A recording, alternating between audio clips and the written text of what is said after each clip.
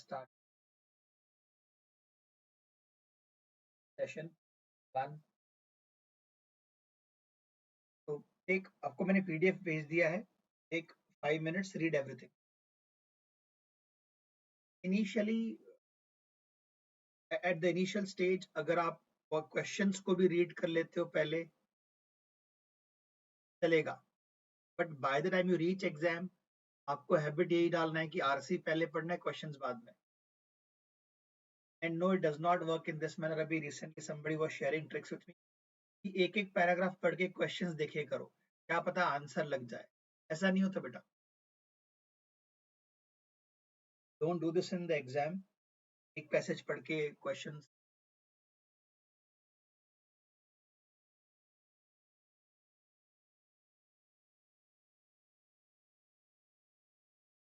5 minutes the whole.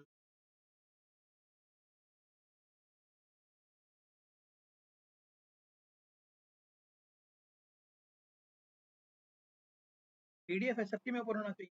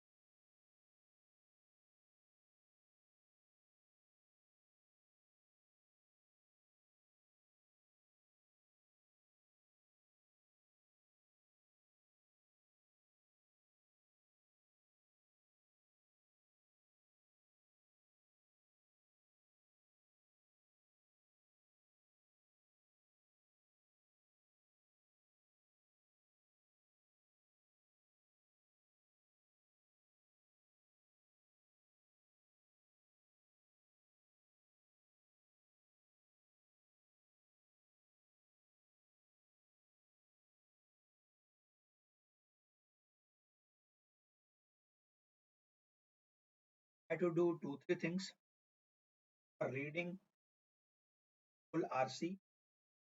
I have been doing this myself in the exam, and I suggest students try to write a small summary for each every passage. A lot of people can remember everything.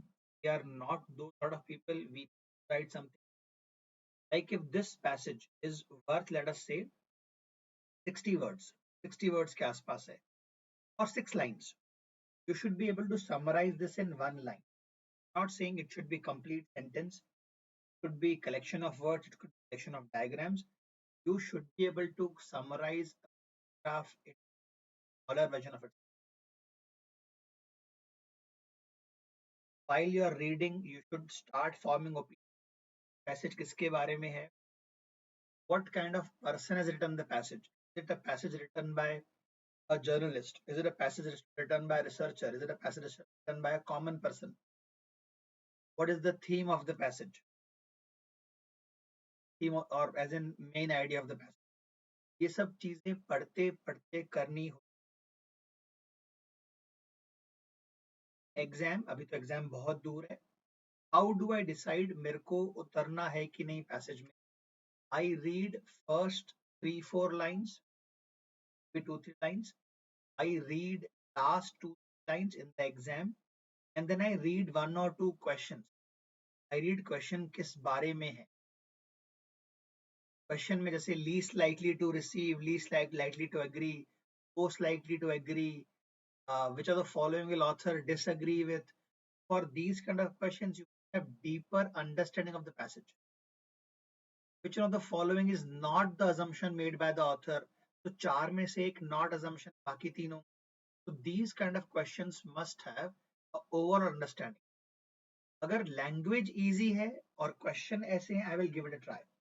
Language भी difficult है, topic भी boring है और question इस तरह के हैं, least likely, most likely, agree with, not agree with, सुना ही नहीं है उसको, छेड़खानी नहीं बनेगा. Will come back to it. तो यहाँ पे I see first 2 lines. I am just trying to tell you किस तरह का है. The original Hellenistic community was idolized and the Greeks owned dream. a community never achieved but only imagined by Macedonian Alexander, who was possessed of true faith of all converts to a larger vision. कुछ कुछ तो history के बारे में आई can, आखिरी में I see something here. As in the real world, in the games, no Greek could trust another and envied each rival's victories and small. तो Greeks के बारे में है, ओलंपिक्स के बारे में है, ट्रस्ट डिस्ट्रस्ट के बारे में है. थोड़ा हिस्ट्री हिस्ट्री का पैसेज लग रहा है मुझे. Considering the arguments made in the passage of the following statements, author is most likely to agree. हो सकता है एग्री करे बाकियों से, लेकिन एक से अच्छे से एग्री करे. In the context of the passage the dried leaves, ये इसको लोकल क्वेश्चन बोलते हैं. आपको ये ढूंढना पड़ेगा पैसेज में तो ये आंसर आए. ऐसे क्वेश्चन थोड़े इजी होते हैं. The following statement as the passage provide some evidence for. कुछ चीजों की बातें किया है बट कुछ कुछ का एविडेंस भी दिया उसने. किसका किसका एविडेंस दिया दैट विल सी. तो सपोज द ग्रीक रेसलर, एक सिनेरियो दे रहा है. Suppose the Greek wrestler had won Olympic wrestling. So the following is least likely to receive. Which of the following if true? अगर सच हुआ तो, सच होना जरूरी नहीं है, अगर सच हुआ, which of the following will strengthen the argument or strengthen the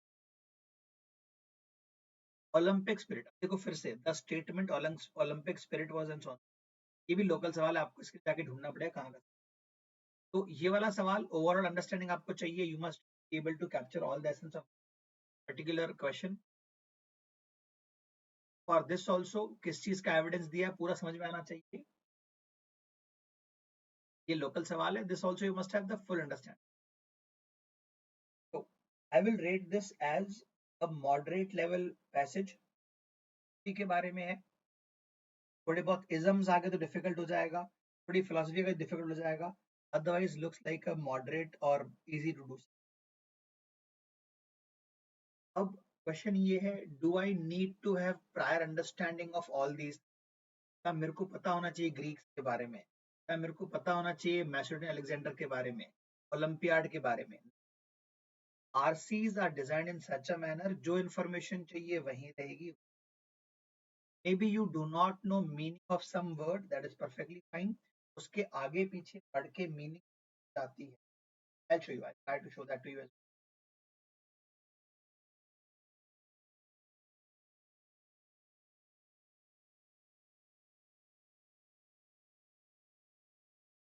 चलो तो शुरू करूं मैं इसको या आप लोग ट्राई करना चाहते हो एक बार. You guys want to read the passage and mark some answers, then we'll discuss. आपको प्रिंट आउट मिलेगा इसका Saturday Sunday. You guys want to try? 4-5. This also I have mentioned this earlier in the VS introduction.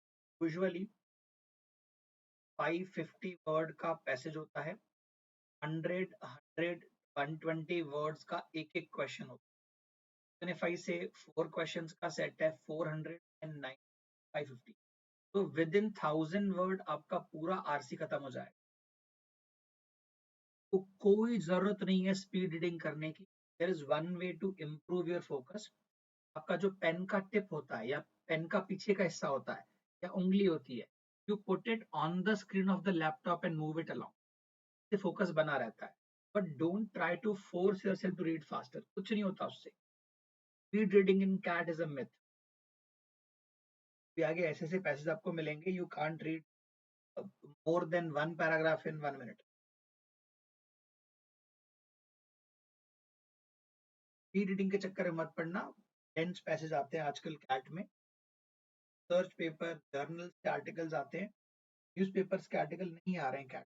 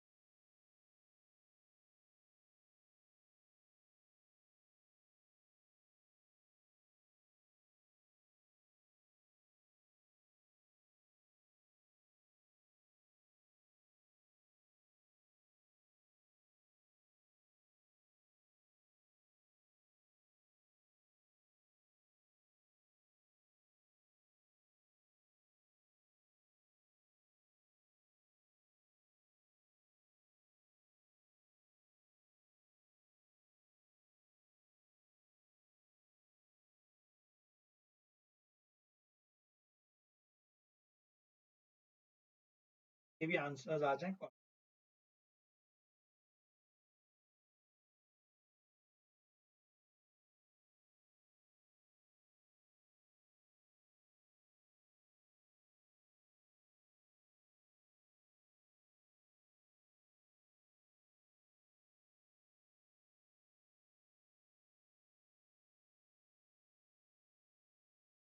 आप में से कोई phone पे access कर रहा है सेशन को? Is anyone attending session?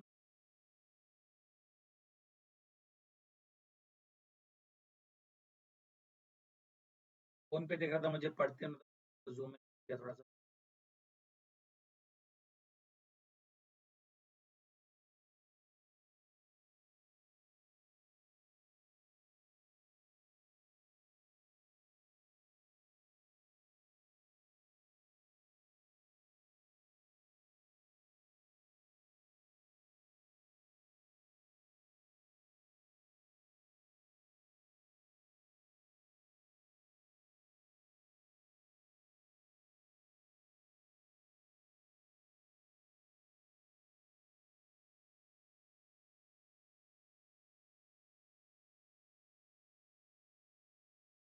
शुरू करूं मैं?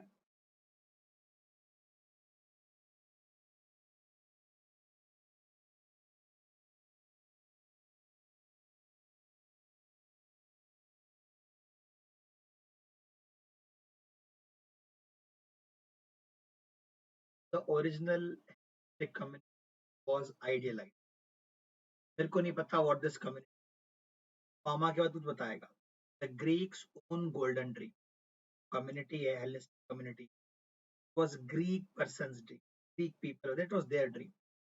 A community never achieved, but only imagined by the Macedonian Alexander. This community was never achieved, but it was dream of Greek people as well as Macedonian Alexander, who was possessed of the true faith of all converts to a larger vision. Here, the word convert is not about religion. When you are a convert about something, you start to believe into something. Earlier you did or not does not matter. When you are a convert, you start to believe, not religious convert. The evolving system of city-state had produced not only unity with a healthy diversity, but also narrow rivalry. No Hellenic empire rose, only scores of squabbling cities pursuing bitter feuds born of ancient wrongs and existing ambition. It was civil strife made possible by isolation from great armies and ambition of age. क्या क्या समझा मेरे को? This Hellenistic state, this community was dream of Alexander. It never became a reality. It was only a dream. And what was the dream? It was a dream of forming city-state. What are city-states? I'll give you an example. City-state basically means one body. Like if I talk about India, is collection of states. City-state means only one body, one state which will govern everything, govern all. Even if you do not know this, कोई फर्क नहीं पड़ता. मेरे को पता है, तो I'm telling you. So no city-state was created, no Hellenic empire was created. It rather gave rise to scores. Scores means बहुत सारे. Squabbling cities, छोटे छोटे शहरों में rivalries थी. Rivalries किस चीज को लेके थी? कभी पुराने जमाने में कुछ गलत हो गया था. Some person from here hurt somebody or some dispute over something. तो ancient चीजों को लेके there were rivalries and existing ambitions. What ambitions could be there? To capture the other person, some sort of that thing. The civil strife means under maramari, was made possible because isolation of army was there. Armies were away. Where were the armies? Iske armies Alexander ke. Because armies were away, there were fights going on within these smaller cities or smaller cities. That is my understanding of the first paragraph. The whole idea is about Hellenistic state. वहाँ पे सब एक साथ govern होंगे like a city state, but which was not possible, which never happened. It remained an imaginary thing because armies were busy where? Armies were busy in Asia. तो ये पहला understanding मेरा आ गया, पहला paragraph. The Greek history could arguably begin in July 1776 BC before Christ, the first Olympiad, and end with some fellow, Theodotus, ban on the games in 1939 AD means after Christ. So we are saying, let me read this first. First. Before this, there had been a long era of two tribes, Dorians and Ionians, scarcely distinguishable to the alien eye, but distinctly separate in their own eyes until 1776. After Theodosius' ban, most of the Mediterranean world was Greek-like. In fact, but the central core had been rendered important by diffusion. पता नहीं क्या बातें कर रहा. Let me read it. Let me break it into smaller parts. अभी कह रहा था Greek history. When can we say Greek बना? We can say 776 BC. कब बना? When Olympiads were played. The first Olympiad. And when did Greek stop to exist? When the history ended in 339, 393, 393 AD. Greek stopped because यहाँ पर किसी ने ban लगा दिया games पे. So basically we are saying the history of the games is the history of the Greece. ये बात थोड़ा part ध्यान देना. Before this, there had been two tribes. ये Olympiad शुरू होने से पहले, before the Greeks came into existence, there were two tribes, Dorians and Ionians. बाहर वालों को same दिखेंगे, like we cannot distinguish people from different eastern states. But आपस में ये लोग बहुत अलग थे. These guys were not alike at all. But बाहर वालों को same दिखेंगे. I don't know how to write all of this. But they came together after 1776. All of this Olympiad thing started and they came together. ऐसा बताने की कोशिश कर रहा है paragraph. During the eventful Greek millennium means 1000 साल. यहाँ देखो 776 से 393, 1000 साल, 1100 साल. During the eventful Greek millennium, the Olympics reflected not the high ideals of Hellenes. कोई high ideals, साथ में रहना, rivalry कम करना, narrow rivalry होना, ये सब नहीं हो पाया. Even during these Olympics, it did not happen. Its founders had created a monster, games that twisted the strategist aspiration to unity to fit unpleasant realities of Hellenistic. मेरे को नहीं समझा. I'll read again. I'll read it one more time. The games not only mirrored the central practice of Greek world that reformers would deny, but also impose the flaws of that world. Like atomic theory of Greek philosophers, the Greek grammar theory were far removed from reality. They were elegant, consistent, logical, and irrelevant. शुरू के 4 word में तारीफ कर और आखिरी में कह रहा है फालतू था सब. Let me read one more time. ये जो 1000 year का period था, this millennium, Olympics did not reflect the high ideals. What are the high ideals? वही peace, शांति, साथ में काम करना. It did not reflect that. But rather it reflected mean reality of those times. अब क्या थी mean realities? We do not. Its founders, किसके founder? Games के founder. They had created a monster. Games को monster बुला रहे हैं. Games that twisted the strategist aspirations to unity to fit the unpleasant reality. Strategy यही थी लोगों को साथ में लाना है, उनको unite करना है. It reflected that. The games not only mirrored the central practice of Greek world that reformers would deny. Reformers जो सुधारना चाहते हैं, reformers who want to improve something. तो जो ग्रीक की बुराइयां थी, जो ग्रीक्स की बुराइयां थी उनके सेंट्रल की, उसको मिरर कर रहे थे ये गेम. ये गेम्स जो थे कि ओल्ड ट्रेडिशंस को या उनके ऐसे बैड बिहेवियर को मिरर कर रहे. And no example has been given what that means. Example दे रहा है कैसे हो रहा था. जैसे ग्रीक फिलोसोफर्स ने एटॉमिक थ्योरी दी थी. Greek philosophers gave us the atomic theory, smallest particle that can not be broken down. ऐसे ही गेमर्स की अपनी फिलोसफी थी which was away from reality. इसकी जो फिलोसफी थी कि हम लोगों को गाइड करेंगे, it was away from reality. Though it was consistent, it was logical, but it was irrelevant. ये थ्योरी काम नहीं कर रही थी. Part religious ritual, part game right in the 5-day Olympic Games various athletes coming together under banner of their cities. Winning became paramount, imposing defeat a delight. As Greek society evolved, so too did the games, but rarely as unifying force. देखो वही ऊपर से example, ये आपको example देके बता रहा है भी क्या प्रॉब्लम थी गेम्स के। गेम्स करवाए जा रहे थे so that people could come together, but ये कह रहा है कि दूसरों को हराने में बड़ा मजा ले रहे थे, imposing defeat on others. It was a delight. Winning was paramount. जीत गए, which is the best thing. And here, what are they under? They are under the banner of their own cities.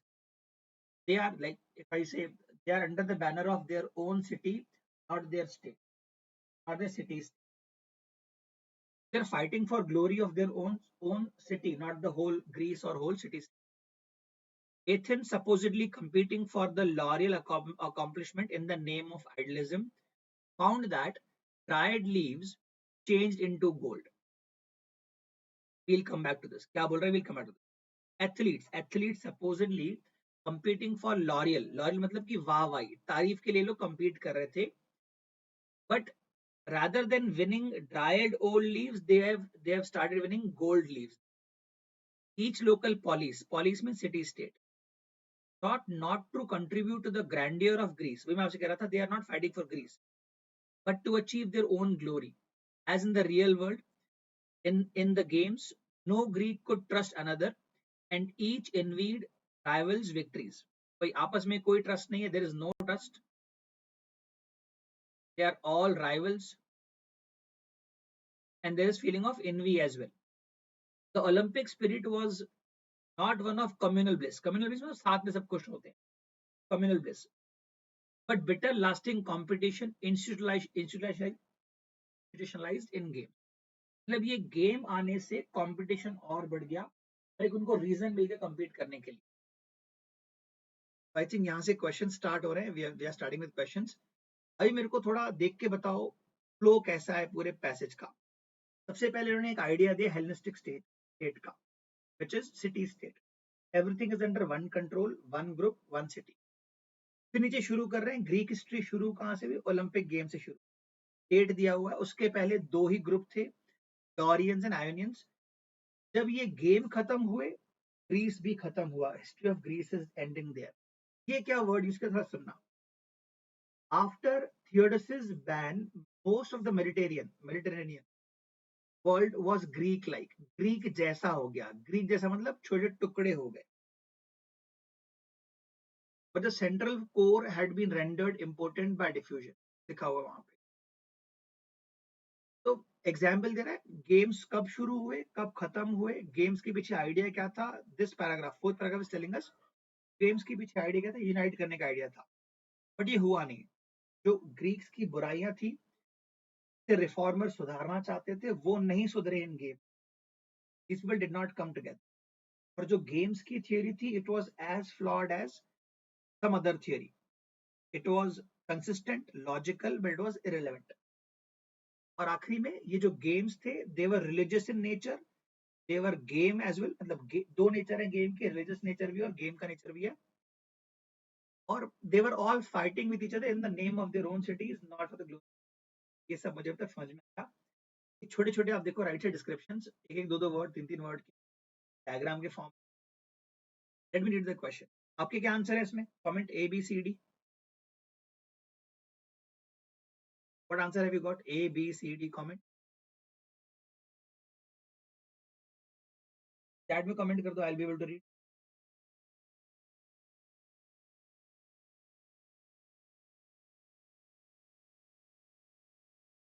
Good, good.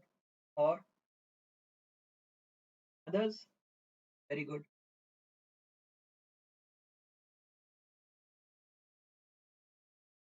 So, considering arguments made in the passage, which of the following statements will author most likely agree with? Author किस चीज से agree करेगा? Olympics is the oldest organized sport in the history. देखो, हमसे कहा गया है 776 में शुरू हुआ. That is where the Greek, we can say, history started. But ये कहीं नहीं कहा Greeks are the oldest people. Greeks are the oldest people होता तो I could have said this is the oldest event of sports in history. Greece had more internal division than other ancient. देखो किसी और civilization की उन्होंने बात करी नहीं है, तो बोलते हैं आउट ऑफ स्कोप, कुछ अलग ही बात कर रहा है, गलती बात कर रहा है, बाहर की बात कर रहा है. Sporting events sometimes create more problems than they solve. Alexander was more successful. We who know history might have an opinion कि Alexander was more successful. But passage में ऐसा कहीं नहीं कहा, ऑथर ने कहीं नहीं कहा.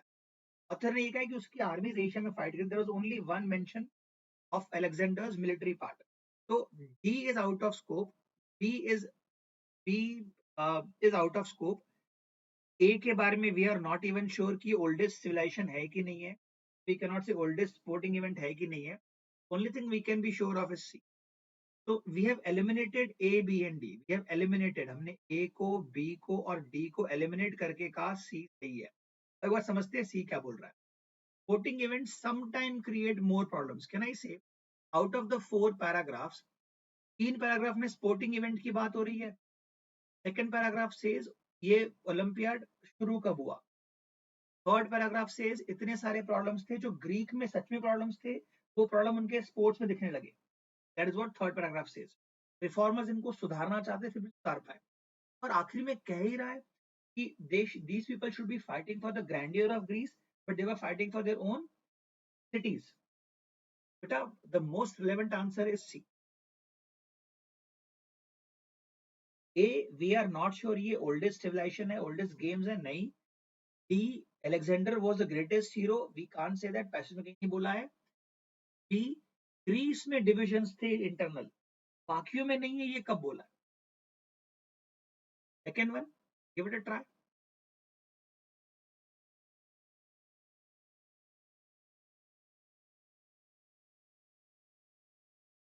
Second one, give it a try. Comment your answers. In the context of the passage, देखो बाहर आपको रियल लाइफ में क्या पता है, हिस्ट्री में क्या पता नहीं, but from the point of view of the passage, the phrase dried olive leaves changed to gold, the last paragraph refers. जो सूखे पत्ते मिला करते थे दे टर्न इनटू गोल्ड. अगर वापस जाओ, अगर वापस जाओ and read that part, locate that part. किधर है वो पार्ट, वो पार्ट है किधर. Athletes, athletes supposedly competing for laurel, तारीफ के लिए लड़ते थे ये लोग, of accomplishment in the name of idealism, found that the dried olive leaves changed to gold. ये जो लोग वाहवाही के लिए लड़ते थे, नाम के लिए लड़ते थे, अब उनको सोना मिलने लग गया. They are getting gold for the same thing. The peace achieved by Greek city states during Olympic years. Peace तो अचीव हुआ ही नहीं, पूरा पैसेज हमसे कह रहा है ओलंपिक गेम्स और failure. The benefits athletes could expect to derive from Olympic victory, ये कह रहा है आपसे. जो पॉलिटिकल यूनिफिकेशन ऑफ दीज है, ये तो बहुत पहले बात हुई थी. It was in the second और थर्ड पैराग्राफ. हम अभी फिफ्थ पैराग्राफ की बात करें, मैं फिफ्थ पैराग्राफ पे ही ध्यान दें. These tribes did come together. देखो ये आपको ना, ये ट्रैप बोलते हैं इसको, कि उसी इंफॉर्मेशन को दोबारा लिख के आपको ट्रैप कर रहे हैं यहाँ पे ऑप्शन. ये सारे ट्राइब जो थे 1776 में साथ आ गए थे, ये लिखा है वहां पे. बट उसका यहाँ पर ऑलिव लीव से क्या रिलेशन है, उसका विनिंग से क्या रिलेशन है, उसका गोल्ड से क्या रिलेशन है. तो ये ट्रैप है आपके लिए. C, B seems to be the answer. The spread of Greek culture during this period, नहीं, कोई कल्चर स्प्रेड की बात नहीं कर रहा है कहीं पर भी. ये कहा है जब गेम एंड हो गए, जब गेम एंड हो गए तो पूरा जो मेडिटेरेनियन है, the entire Mediterranean started to look like what was Greece. Greece छोटे छोटे हिस्सों में बटा हुआ था, राइवलरीज थे, ऐसा दिखने लग गया. Are you guys able to see the screen. मेरा स्क्रीन यहाँ बंद हो गया. Are you able to see the screen, चल रहा है आपका. ये गूगल मीट में डिस्प्ले दिखना बंद हो गया. How do I go back to present.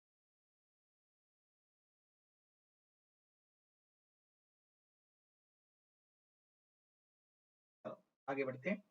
Guys the answer is B, Bombay. इन लोगों का बी आया, लेट मी चेक. इन लोगों का बी आया था.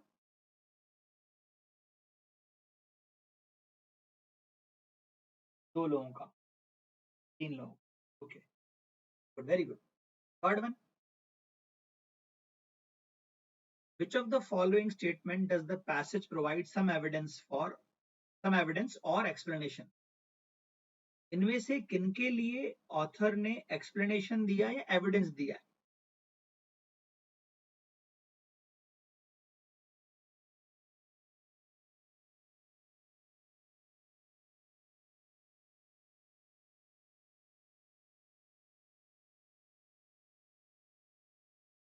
Maybe some time back while teaching you guys some particular chapter, some particular topic, मैंने आपसे कहा था, if you see answer option A, answer option B, answer option C, answer option D, अगर कोई चीज बार बार रिपीट होती है, रिपीट्स अगेन एंड अगेन, और वो गलत हो जाए, तो आपका आंसर जल्दी आता है। Something which is available only once, एक ही बार अवेलेबल है, अगर वो सही हो जाए तो आपका आंसर आ जाता है। आई डिस्कस दिस अगेन, एक बार सुन लेते हैं। मे बी DILR में हमारा डिस्कशन ये हुआ था, when you come across such statements and you have to verify a statement or multiple statements है, something which is repeated again and again, उसका गलत होना आपके लिए अच्छा है, you'll get your answer faster। जो चीज कम रिपीट होती है उसका सही होना आपके लिए अच्छा है, get answer faster। देखो यहाँ पर हर एक आंसर ऑप्शन में 2 लिखा हुआ है। 2 गलत हो गया तो आंसर जल्दी आएगा, 2 सही होगा तो फिर आपको सब चेक करने पड़ेंगे। हमें ऑथर का एविडेंस भी चाहिए, एक्सप्लेनेशन भी चाहिए, दोनों में से कोई भी एक भी चलेगा। Alexander united ancient Greece through a series of military conquests. ये सच है, दिस इज, बट ऑथर ने इसका एग्जाम्पल कहीं पे दिया है क्या? As the author gave an explanation, only the first paragraph says that Alexander has a view of Hellenistic society or community. लोगों को साथ रखना चाहता था, he had that view, but वो खुद कहाँ पे था? वो अपने एम्बिशंस के लिए आर्मीज को लेकर कहाँ लड़ रहा था? एशिया में लड़ रहा था। Did he unite the Greek people or the Greece? Proof has not been given to us in the passage. Proof has not been given to us. बेटा वन तो बाहर हो गया। The division among the Greek city states were reflected in Olympics. Absolutely. जो division थे Greeks के, जो reformers Olympic, वो नहीं सुधरे, वो डिवीजन उनको ओलंपिक्स में दिखे। तो second one is correct for sure, absolutely true, second one is true. तो आपका ओनली 3 कट गया, तो आंसर इज आइदर 2 और आंसर इज ओनली 2। अब इनमें फाइट है। Third one, the Olympic games should not have occurred without a city-state system. So let us again go back to the original city-state thing. Hellenistic community was supposed to be a city-state. That was the dream of Alexander. Greek history कब शुरू हुई? जब Olympic game पहली बार हुए। ये नहीं कहा है कि ओलंपिक गेम शुरू होने से सिटी स्टेट बना था। Read the third output. Olympic games could not have occurred without a city state. यहाँ पर हर जगह हमें बता रहा है Olympic games are a failure of city state. यहाँ पे it has not been mentioned that Olympic games were made possible because of city state. City state पहली बात तो बना ही नहीं, it was a idea, it was never achieve. फिर एक बार पढ़ो थर्ड वाले को, Olympic games could not have occurred without city state. पहली बात सिटी स्टेट बना ही नहीं। ओलंपिक गेम्स का उनसे होना या ना होना is irrelevant here. Only one correct is a guys. Answers में एक बार चेक करता हूं।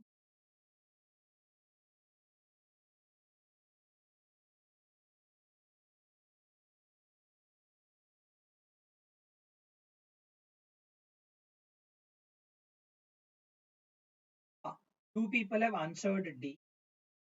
One person has answered C. One person has answered. Two people have answered C. तो A वालों का सही है for answering.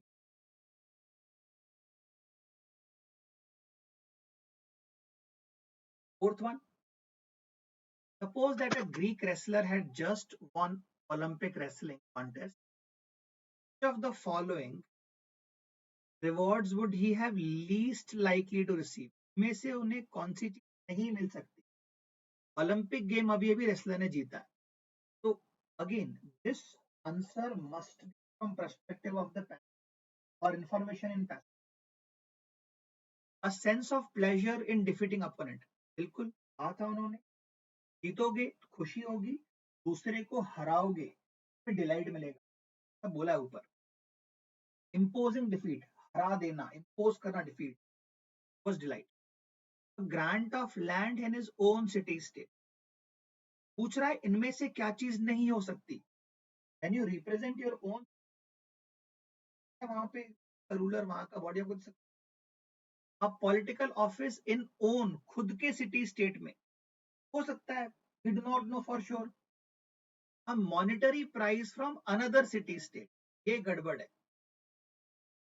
Because entire passage says, in fact, paragraph 4 and 5 they clearly say कि आपस में लड़ते थे ये लोग.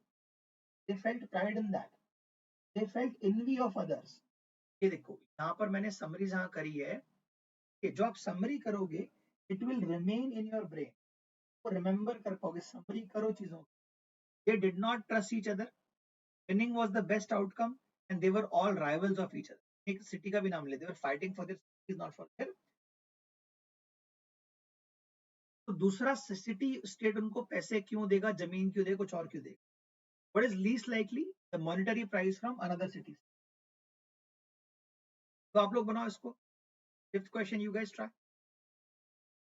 आपको चाहिए एक बार क्वेश्चन पढ़ लो, आपके पास पीडीएफ है, क्वेश्चन पढ़ लो, मैं समरी आपके सामने रख देता हूँ, ये आपके सामने.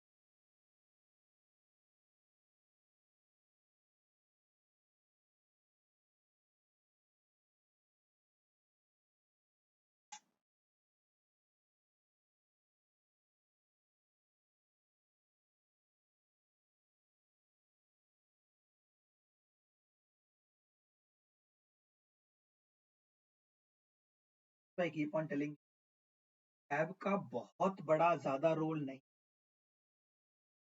तो मुझे खुद को नहीं आती. As you guys can see I am reading, breaking sentence in 3-4 parts. I cannot read the complete sentence with 3. नहीं होता मेरे से भी. But CAD में स्कोर आता है. Learn to summarize, learn to observe the flow. आपके आधे आंसर ऐसे आ जाएंगे. जो मॉडिफायर्स होते हैं, furthermore, therefore, moreover, yet, but, को पकड़ो.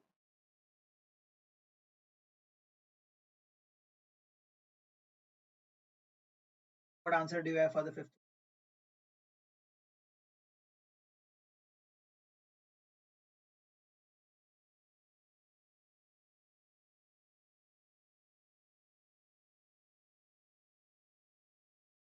Which of the following if true? में से की बात अगर सच हो गई, it will strengthen the author's claim about Olympic Games in ancient Greece. Author की क्या व्यूज हैं, ऑथर ने क्या क्लेम किया है, that these games were not held, these games were individualistic, हर कोई अपने लिए खेल रहा है, लड़ रहा है. these are the claims being made. जो रिफॉर्मर्स हैं वो कुछ सुधार करना चाह रहे थे, they could not make corrections during these games, through these games. Contested outcomes of Olympic events sometimes caused wars between, हो सकता है. ये बोल रहा है कंटेस्टेड का मतलब ये अनक्लियर, जैसे कि world cup final, cricket world cup final contest, ball उसके बैट में लग के चौका चला, contest, under suspicion. Contested outcomes of Olympic sometimes led to war, हो सकता है support. Olympic games began long before Alexander united all the cities. ऐसे की बात किया ही नहीं है, यूनाइट किया, इट वाज हिज ड्रीम, की बात किया ही नहीं है. Most city states regularly applauded Olympic victories of athletes from other cities. Other city states से आप applaud क्यों करोगे, तारीफ जब आपके बीच है, you don't trust. Each city state was only allowed to send one athlete. बकवास कर रहा है. Number of athletes की बात ही नहीं. The only one that is relevant even to this is answer option A. ये support कर रहा है कि there were more wars, there used to be wars because the result was not very contested. It was under doubt. The statement Olympic spirit was not one of communal bliss, but bitter lasting competition institutionalized in the last sentence of paragraph indicates author क्या believe करता है. पढ़ो आप लोग answer दो.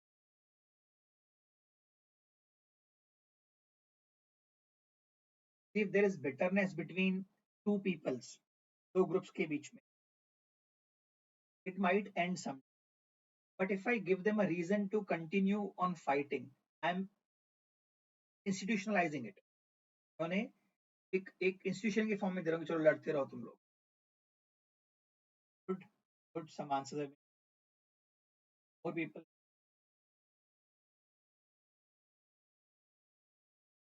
तो almost सभी के आंसर सही हैं इस केस. तो ऑथर क्या बिलीव करता है? Greeks were more internally divided than other military. अब देखो, दे वर डिवाइडेड. अदर के कंपैरिजन में I do not compare their division as others. In fact दूसरे मेडिटेरियन सिविलाइजेशन जो है, they started to look like Greeks, but उसका last line से relation नहीं है ना. It is not relevant to the last line. This might be true. Greek millennium was the period of constant warfare. ये भी सच है, देयर वर वॉरफेयर, बट उसका इससे क्या रिलेशन है? That Olympic spirit was not of communal. Olympic games did not serve a beneficial national. Sir ये believe कर, Olympic करवा तो दिया, स्पिरिट क्या थी कि लोग साथ आएंगे, लोग ग्रीस के लिए लड़ेंगे, but it turned into something different. There is, if you had to rate this, that में आपके पास चार पैसेजेस आएंगे. एक यूजुअली काफी डिफिकल्ट होता है, एक यूजुअली इजी होता है, बाकी दो moderate. You will rate this as moderate, easy और डिफिकल्ट. मॉडरेट, इजी और difficult.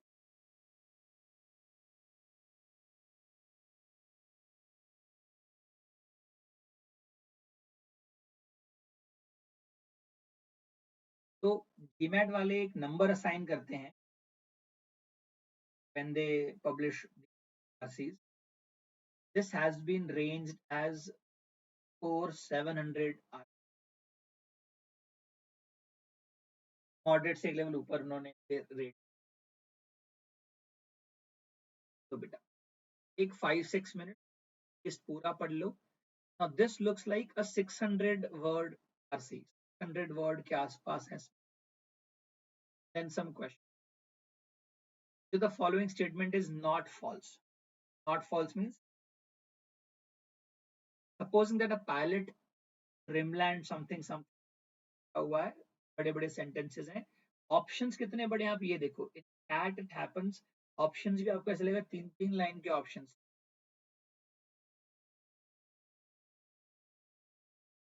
Provide some explanation of it. फिर से चलो start. Take 5-6 minute, read everything. नहीं करना लेट मी नो, मैं पढ़ के एक्सप्लेन करता हूँ. We can save a lot of time. आपको चाहिए तो मैं पढ़ के एक्सप्लेन करता हूँ. What questions are, what context is given. Whenever you see complex sentences, छोटे छोटे हिस्सों में तोड़ो, पढ़ो क्या हो रहा है.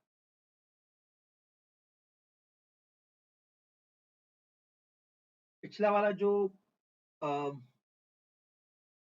पैसेज था, maybe some historian has written it, or maybe some politician who is trying to compare today's world with what was there in ancient, maybe something.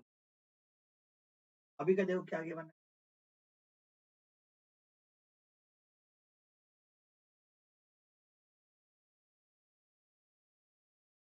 एक 4-5 मिनट्स, फिर मैं भी शुरू करता हूँ. I against writing, scribbling, highlighting. अब exam में आप ये स्क्रीन पे नहीं कर सकते. I have to do this.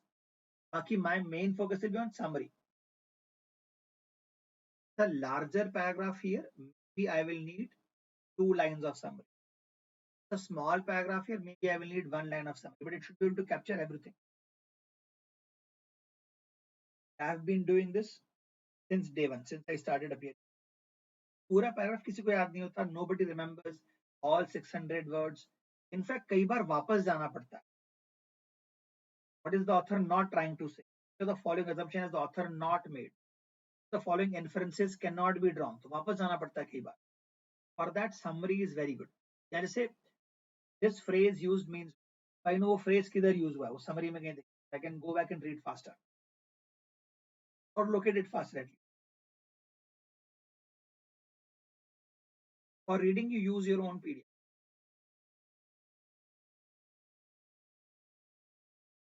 एक बार रीडिंग हो जाए कमेंट डाल।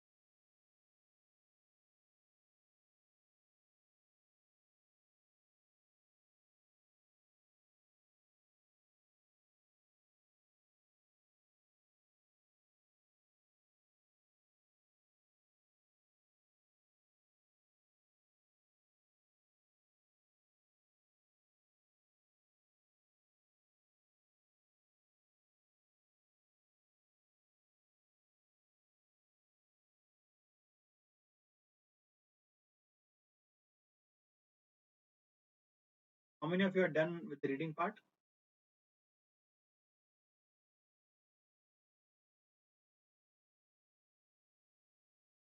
As I told you, one of the simplest way to stay focused is आप उंगली स्क्रीन पे रख के साथ करो, या it on the desktop,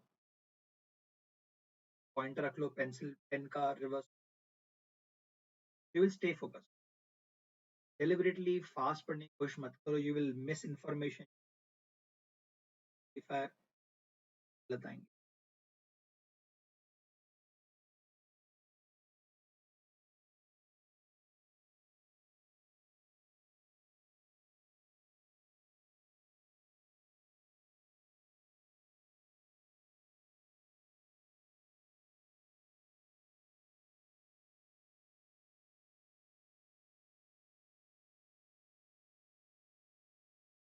शुरू करूँ मैं? Should I start reading?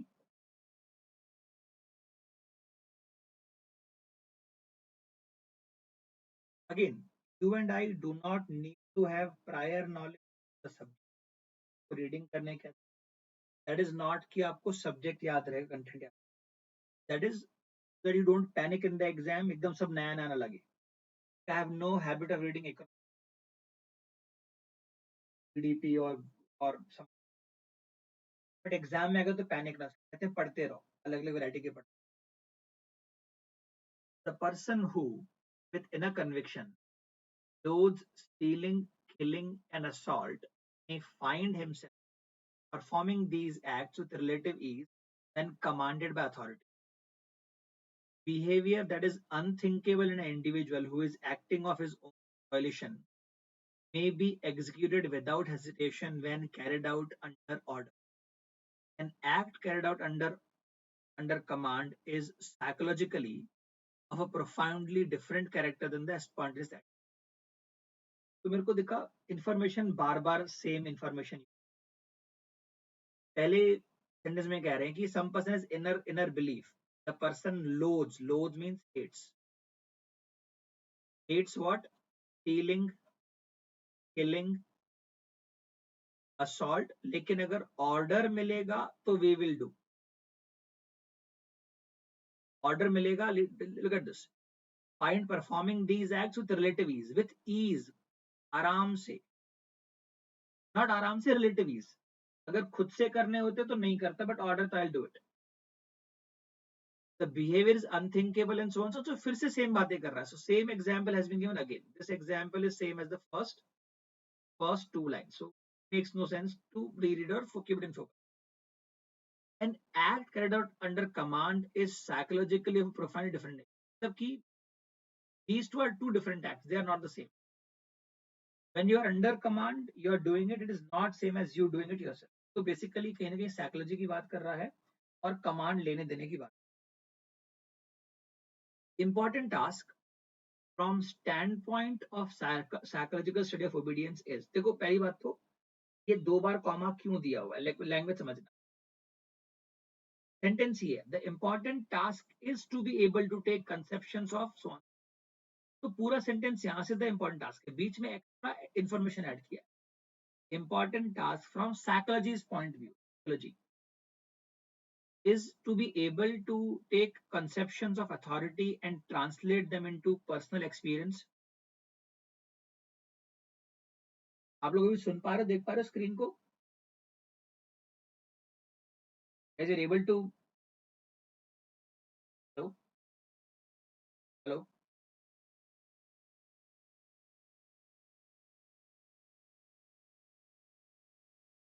आप लोगों को स्क्रीन दिख रहा है? Are you able to see the screen?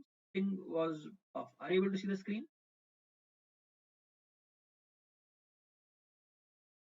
फिर वो कुछ सम रीजन से वो गूगल मीट रिस्टार्ट हो गया मेरे।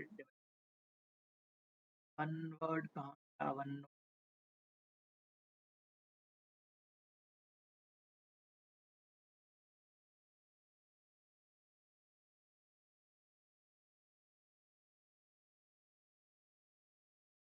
वन नोट का शेयरिंग रोक दिया इसने, इसने का शेयरिंग रोक दिया।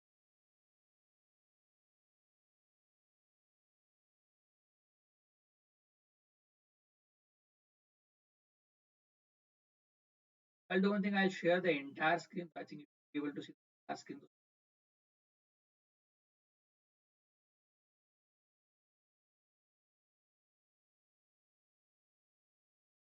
Are you able to see? I was telling you guys, the important task is to be able to take conceptions of authority and translate them into personal experience. It is one thing to talk in abstract terms about respective rights of individual of authority. It is quite another to examine a moral choice in a. We'll come back to this. छोटे छोटे sentences बहुत सारे चल रहे हैं, बहुत सारे वहां पर question marks हैं. We'll come back. We all know about the philosophic problem of freedom and authority. But in every case where there is a problem is not merely academic, there is a real person who must obey or disobey authority. All musing prior to this moment is mere speculation, and all acts of obedience are characterized by such a moment of divisive action. क्या बोल रहा कि once an order has been given to you, whether you obey or you disobey or not obey, basically not obey what use किया, obey or disobey, all of it comes down to one decisive action. को ओबे करना है कि नहीं करना. Anything before that, anything, musing means deep thought. Musing means deep thought. Anything before that is speculation. आप केवल बातें कर रहे हो. टॉस जीत के धोनी करेगा क्या? जब टॉस जीतेगा तो क्या करेगा? Is decisive action. वो मैटर करता है. अब बीच में क्या बातें कर रहा था? The author is trying to tell you that freedom and authority are two opposite side of the coin. पढ़ो ये वाला part. There's a philosophic problem of freedom and authority. They are not same. They're opposite. आपको freedom है, आपको choice है. Authority ने आपको बोल दिया करना पड़ेगा. They're opposite sides of the same coin. Or they don't see eye to eye. It is one thing to talk in abstract terms about respective rights. जैसे I have some rights. मैं ये नहीं करूंगा. I have rights. ये abstract thought है. Author खुद नहीं believe करता कि respective rights हैं of an individual and of authority. Authority अपना अलग है और individual अपना अलग है. Is what author is saying. को बहुत नहीं समझा. I'll move on. When we move to the laboratory, the problem narrows. The problem अभी तक बहुत vast problem थी. Thing we could not comprehend. Lab में आती ही छोटी हो गई.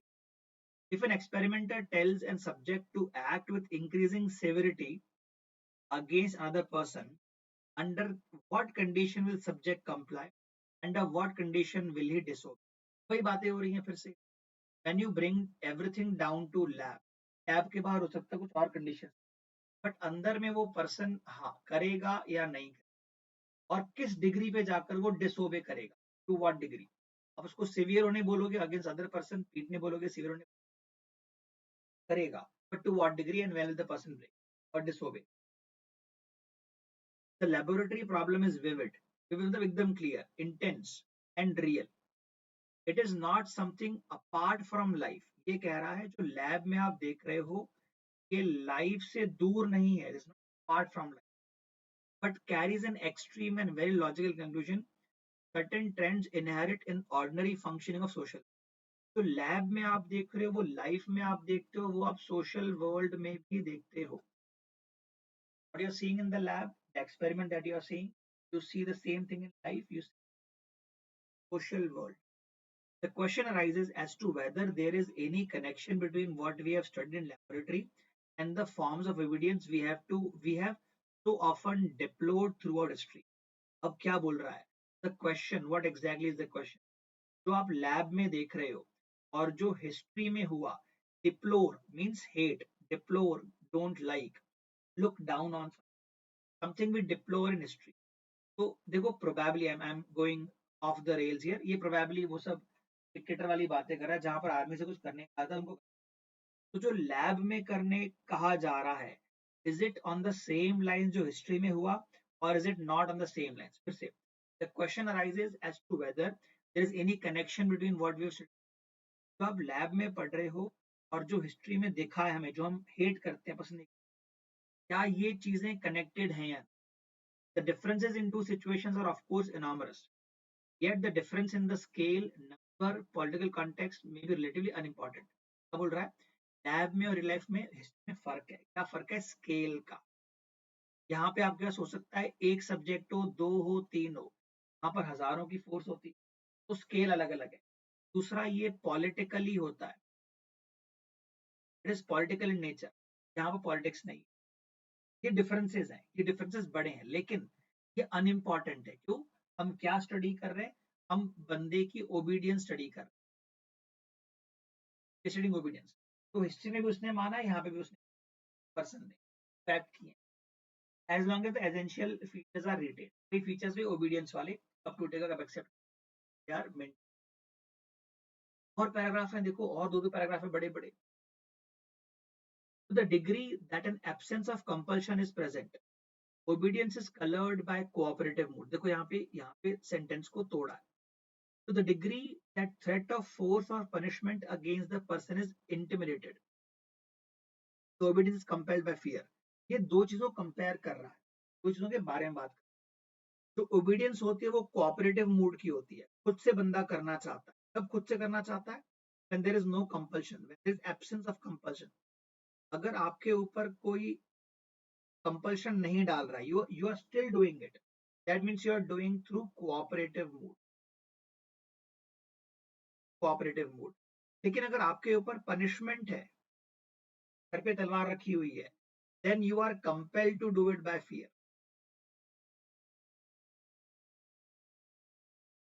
ये कह रहा है खुद से कोई कर रहा है, भाई मर्जी है उसके, मूड से कर रहा है, फोर्स नहीं किया। लेकिन पनिशमेंट तुमको कंपल्शन है, करना पड़ेगा through fear, because of fear. The major problem for individual is to recapture control of his own regnant process। मेरे को नहीं पता क्या होता है, अब पता है but I will not tell you the meaning. Process ही has committed to them to the purpose of others. मैं फिर से को पढ़ता हूँ। The major problem for individual is to capture the control of his own regnant process. खुद की will को कंट्रोल करना, वापस खुद की कंडीशन जो उसने दूसरों को दे रखी है, दूसरों को दे रखी है अपनी will, committed to the purpose of others. The difficulty this entails represents the poignant, poignant बोलते हैं, जी साइलेंट होता है, पॉइनेंट, ये फिर से प्रोनाउंसिएशन पढ़ना पड़ेगा, and in some degree tragic element in the situation, for nothing is bleaker than the sight of person striving yet not fully able to control his own behavior in situation of consequence। तो बहुत खतरनाक खतरनाक भाषा use करता है, basically कह रहा है जो पर्सन खुद को कंट्रोल नहीं कर पाता, ये बहुत दुखद साइट होती है। भले कोशिश करता है बट वो कंट्रोल नहीं कर पाता खुद को, तो उसके ऊपर अथॉरिटी है। ये बातें हो रही है आपकी लास्ट की 2 line 3 line. Essence of obedience is the fact that a person comes to himself as instrument of carrying out others' wishes। ये एसेंस है। What is the essence? मैं अपने लिए काम नहीं कर रहा हूं, मैं किसी और की विशेष के लिए। That's how person sees himself. He is an instrument. He is an instrument of carrying out others' commands, others' wishes, and he therefore no longer regards himself as culpable. Culpable when somebody is culpable, कुछ गुनाह किया, so the person says, "I am free of my action." वो बोला कहता है मैंने खुद से नहीं किया। Person sees himself away from his actions. The person sees himself not concerned with his own action. That is the essence of obedience. Obedience comes down to this particular.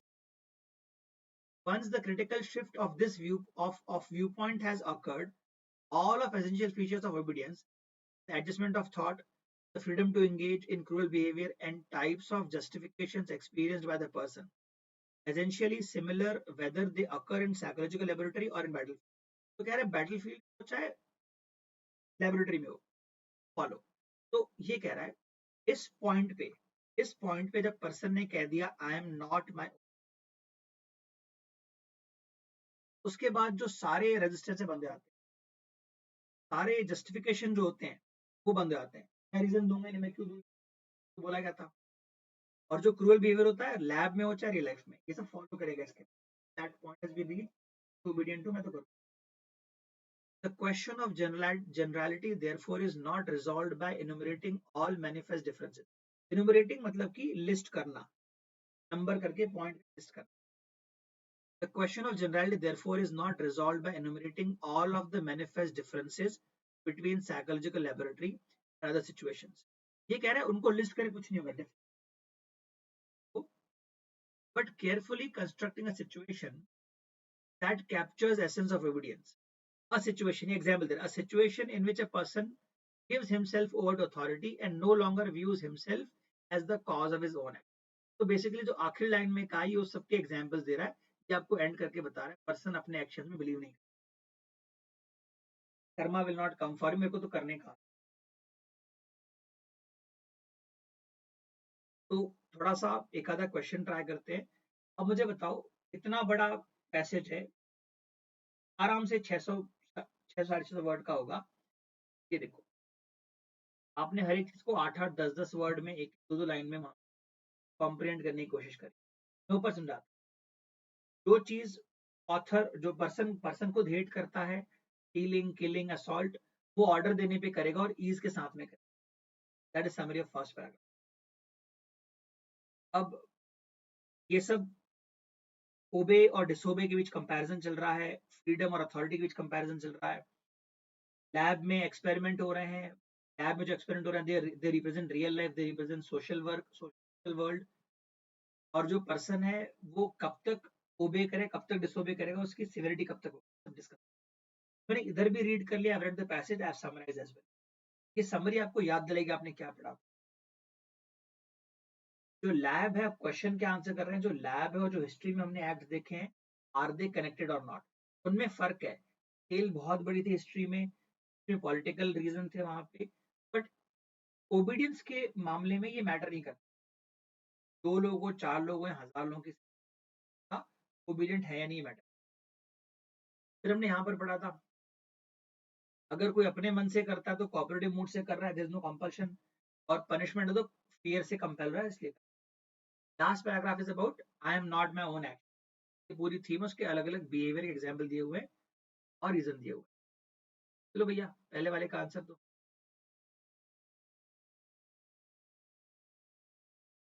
According to the passage the following statement is not false. इनमें से कौन सा statement false नहीं, but I said इनमें से कौन सा statement, और वो पैसेज के हिसाब से होना चाहिए, आपकी पर्सनल बिलीफ से नहीं।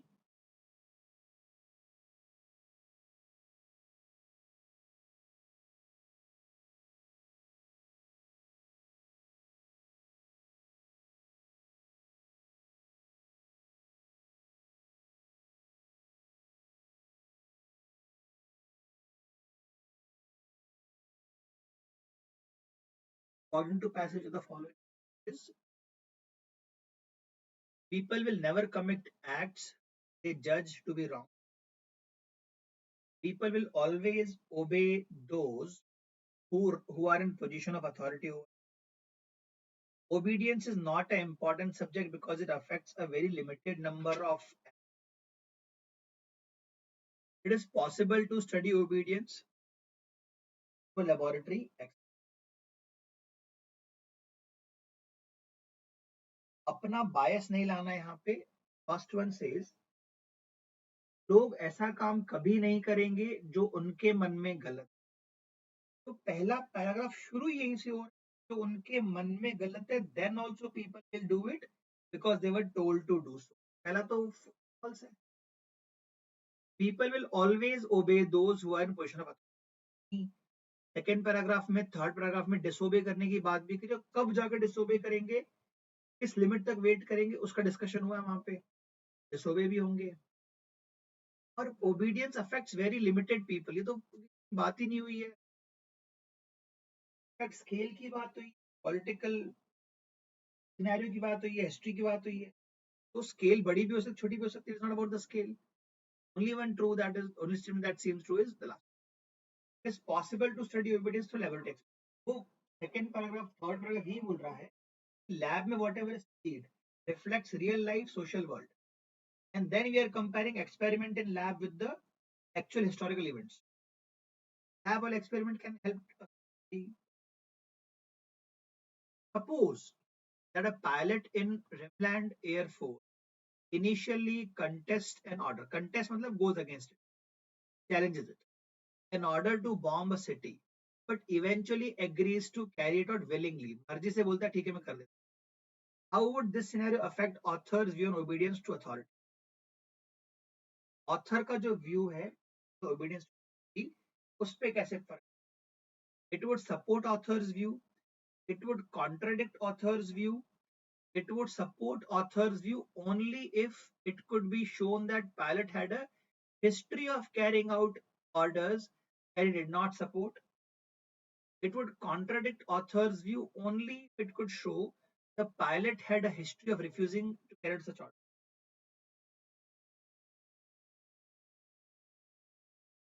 पहला पैराग्राफ शुरू हुआ, दूसरा पैराग्राफ, तीसरा पैराग्राफ, कहीं पर भी उन लोगों की हिस्ट्री के बारे में बात थी, that they have denied to do something, अब कर रहे हैं, या पहले डिक्लाइन किया था अब कर रहे हैं,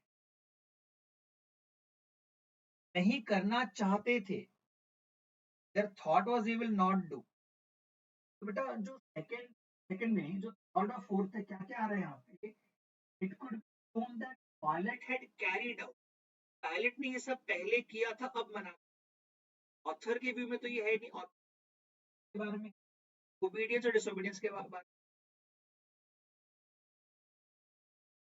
it would contradict author's view, it could be shown हॉस्टी द पायलट रिफ्यूज। ये तो फालतू बातें हो रही हैं, या तो कॉन्ट्राडिक्ट करेगा, सपोर्ट करेगा। अब देखो You see here in paragraph 1, in paragraph 5 also, 5 or 6 the last paragraph जो भी है, the author has said लोग कर नहीं चाहते थे फिर भी करे हैं, कॉपरेट किया नहीं किया पनिशमेंट के डर से किया, लेकिन करना नहीं चाहते थे फिर भी किया. That is what the essence for the entire passage. The concept of obedience is you did not want to do it but you have to do it. वो तो बोल रहा है ना यहाँ पे, इनिशियली उसने कहा मेरे को सही नहीं लग रहा, he is contesting the order, नहीं करना चाहिए. क्या this is quoting author's view, it is not contradicting. पहले कंटेस्ट किया, मैं नहीं करना चाहता, he good displeasure, but ultimately willingly उसने किया ना, because he was ordered. How would this scenario affect author's view of obedience to authority? Abide किया ना law को, उसको तो बोला गया, order को उसने abide किया, I'll do it. Not say उसने. Suppose that a pilot in the Rimland Air Force initially contests an order to bomb a city, but eventually agrees it out willingly.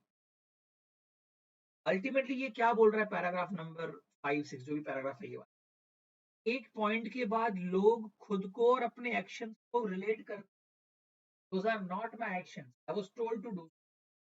एक बार उस पॉइंट पे आ गए, लिखा ना वहां पे, एक बार उस पॉइंट पे आ गए, the person will give himself up to the authority, he no longer views himself as a cause for his own action. उल्टा यहाँ भी लिखा हुआ है instrument to carry out another's wishes. तो जो पहले की 3 लाइन और आखिरी की 3 लाइन है वो सेम बातें कह रहे हैं.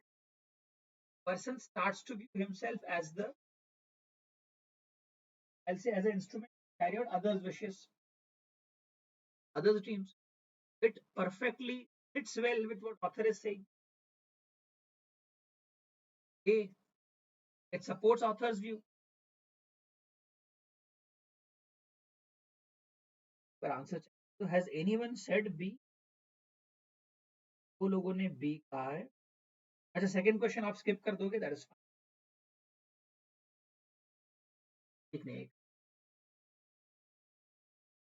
Third one, of the following would be considered as act of disobedience?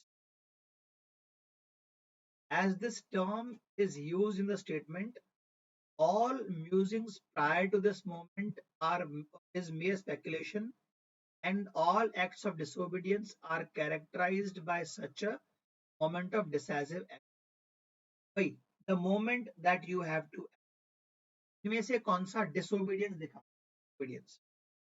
A nurse who administers a drug to a patient even though patient's doctor knows the drug will kill the patient. देखो, doctor knows the drug will kill. Nurse has given the drug to patient. Was she ordered anywhere? Was there an order involved? I am looking for disobedience. अगर doctor ने कहा होता मत लगा, nurse लगा दी, there is act. तो यहाँ पर disobedience तो कहीं है ही नहीं. An employee who refuses to work overtime, even though employee's boss has told the employee that certain project must be finished as soon as, इसको बोला है फिनिश कर, ये इंपॉर्टेंट है. और बोला भी नहीं है, बोला है it should be finished as soon as possible, बोला भी नहीं फिनिश कर. ये ओवर टाइम करने से मना कर, नहीं ये डिसोबीडियंस नहीं है. He has not been ordered कि छुट्टी मत ले, छुट्टी भी छोड़, ओवर टाइम मत कर, he has not been told, no direct order has been given. A soldier who refuses to harm civilian, even though soldier's commanding officer has ordered, अगर ऑर्डर किया है और वो उसके बाद भी शूट नहीं कर रहा है, answer, that is the form of disobedience. An engineer who certifies a building as safe even though engineer's construction company has not adhered to code, कोई ऑर्डर नहीं है. Order in D as well. I am looking for act of disobedience. In the context of the points being made by author in the passage, the phrase absence of compulsion in fourth paragraph refers to, चौथे paragraph में बात किया, जब compulsion नहीं होता तो cooperative mood से person काम करता, ओबे करता है। जब पनिशमेंट होता है तो फियर के थ्रू काम करता है। Let me go back to that, इसलिए मैं कह रहा था समरी लिखोगे तो it will be easier for you to find information. To the degree that an absence of compulsion is present, obedience is colored by a cooperative mood. To the degree that threat of force or punishment against, तो ये नई बातें कर रहा है। मतलब कि अगर कंपल्शन नहीं है तो खुशी से काम होगा यहाँ पे।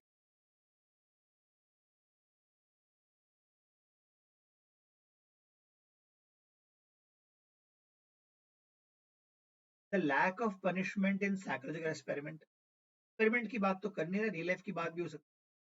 देखते हैं इसमें, obedience that is willingly given to one superior,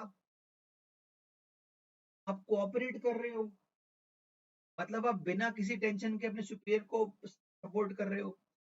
the freedom to obey the order of those in authority, freedom non freedom की बात नहीं हो रही है, कोऑपरेटिव मोड की बात हो रही है। आप कोऑपरेट कर रहे हो अपने, one's ability to consider moral implications की तो बात हुई नहीं। You are saying absence of compulsion में क्या होगा?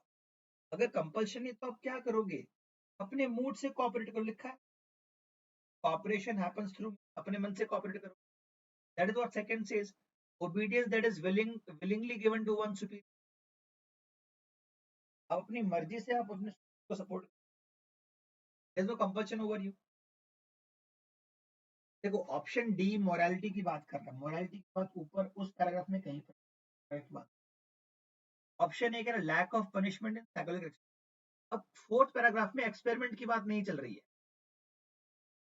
Here in the fourth paragraph no longer talking about experiments here, we are saying कि इंसान को अपना खुद का कंट्रोल रीगेन करना चाहिए। There is nothing deplorable than a person trying to regain or not able to control action events on। Experiment की बात कहीं नहीं हो, तो वन वैसे ही बाहर हो गया, डी वैसे ही बाहर हो गया, बचा बी और freedom to disobey the order. Disobey की बात, डिसोबे का बात हो रही है, ओबे करने की बात हो रही है। अब अपने मन से ओबे कर की बॉम्बे फोर्ट का भी है, सही है। पंचू करो, fifth one give it a try.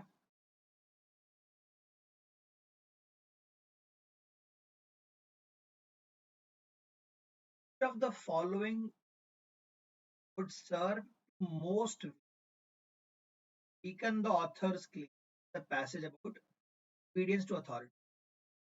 में से कौन सी चीज ऑथर के अजम्पशन को वीकन करेगी, ऑथर के आर्गुमेंट को वीकन करेगी? A study that concludes most obedience to authority is motivated, support कर रहा है, ये तो फियर के थ्रू लोग मोटिवेट होते हैं, हमें वीकन करना। The study demonstrates that most authority figure behave immorally, ये भी सपोर्ट कर रहा है, इमोरली कुछ गलत करने के अगर तब तो तुम command they. A study shows that most people do not have strong held ethical values। A study that asserts people with college education, ए भाई किधर है college education? There is no discussion about college education anywhere। People obey, not obey। Lab experiment, force करना, not force करना। When will the person give up and disobey, go against authority? अब सुनो, the whole thing starts from where? The whole thing starts by saying, अंदर से, internally I hate doing these, I don't want to do this। जो जो person ethical है, जो person believe करता है गुड थिंग, ये सब नहीं करेगा, उसे करना पड़ता। That is where the whole passage starts from. क्या बोल रहा है आपको ऑप्शन थ्री क्या बोल रहा है? लोगों में स्ट्रॉन्ग एथिक्स है ही नहीं। अगर उन्हें स्ट्रॉन्ग एथिक्स है ही नहीं तो उनको ऊपर से ऑर्डर देने की जरूरत क्या है? ऑलरेडी से पढ़ो थर्ड वाला, देखो first of all A and B are supporting author का क्लेम। बी सेज कि जो फिगर्स होते हैं गवर्नमेंट में, गवर्नमेंट वर्ड कहीं भी यूज नहीं हुआ है, गवर्नमेंट वेरी आउट है। बट अगर गवर्नमेंट में कोई सीनियर पोजीशन पे भी है, इमोरल इसलिए उल्टे पुल्टे ऑर्डर दे रहा है, सपोर्ट कर रहा है। First, a study that concludes most obedience to authority fear, बोल रहा है फियर के थ्रू मैक्सिमम लोग काम करते हैं। केवल एक ही जगह और बताया कोऑपरेटिव विलिंगनेस से करेगा काम, कंपल्शन। बाकी हर जगह फियर की बात हुई है, पनिशमेंट की बात हुई है। फोर्थ कह रहा है कॉलेज एजुकेटेड होगा तो less like to obey to authority figures only with high school. आपको ऐसा लग रहा है बाहर से दो चीज ले आया, कॉलेज एजुकेशन, हाई स्कूल। अगर पर्सन में एथिकल वैल्यूज ही नहीं, I will resist any authority, जो बोला कर चुपचाप, ओबीडियंस का वो ही नहीं आता, you have been told to do. A study that shows most people do not have strong ethical values. The strong ethical values है ही नहीं, why will you oppose authority? Why will you oppose any wrong commands? C will weaken.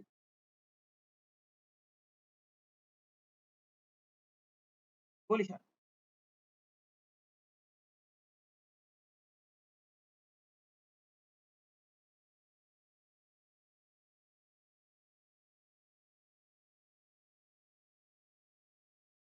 अरे बाबा सुन, what I'm saying is, आखिरी वाले पैसे में ये बोला है, तो पहले के तीन आखिरी में दोनों एक ही बात कर रहे हैं। And after one point the person will start to feel, मेरे को क्या करना है, मेरे को तो करने बोला गया था। The person will detach himself from his own actions. After a particular point, a person comes to view himself as an instrument for carrying out others' wishes and no longer regards himself as culpable for his own actions. वो मानता है काम गलत किया है, but मेरे ऊपर नहीं आएगा।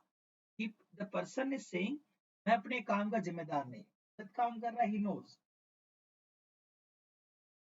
भाई आपको ऑप्शन सी बोल रहा है, अगर एथिकल वैल्यूज होंगे ही नहीं, ओबीडियंस का कोई रोल ही नहीं है यहाँ पे, तो बोला वो करो। People do not hold ethical values, किसी कंपल्शन देने की जरूरत भी नहीं है, फोर्स करने की जरूरत। If the study comes out कि लोगों में मॉरल्स ही नहीं है, वीकन्स द आर्गुमेंट। ऑथर शुरू से ये बोल रहा है लोग करना नहीं चाहते बट उन्हें करना पड़ रहा है, because of authority, because of punishment, because of fear. लोगों में एथिक्स ही।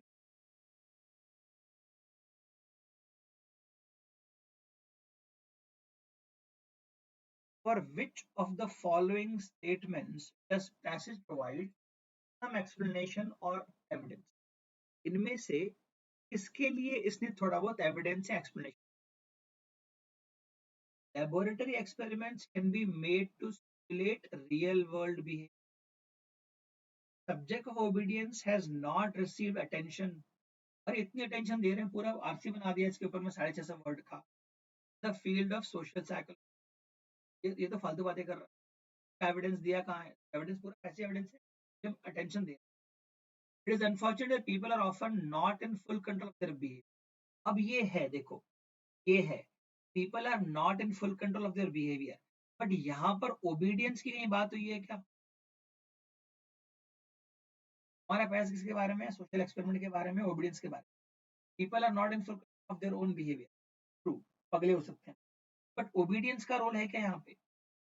अगेन पैसेज में क्या चीज का उसने एविडेंस एग्जाम्पल दिया, तो मैं सी को फिर भी साइड रख रहा हूँ, see will come back to.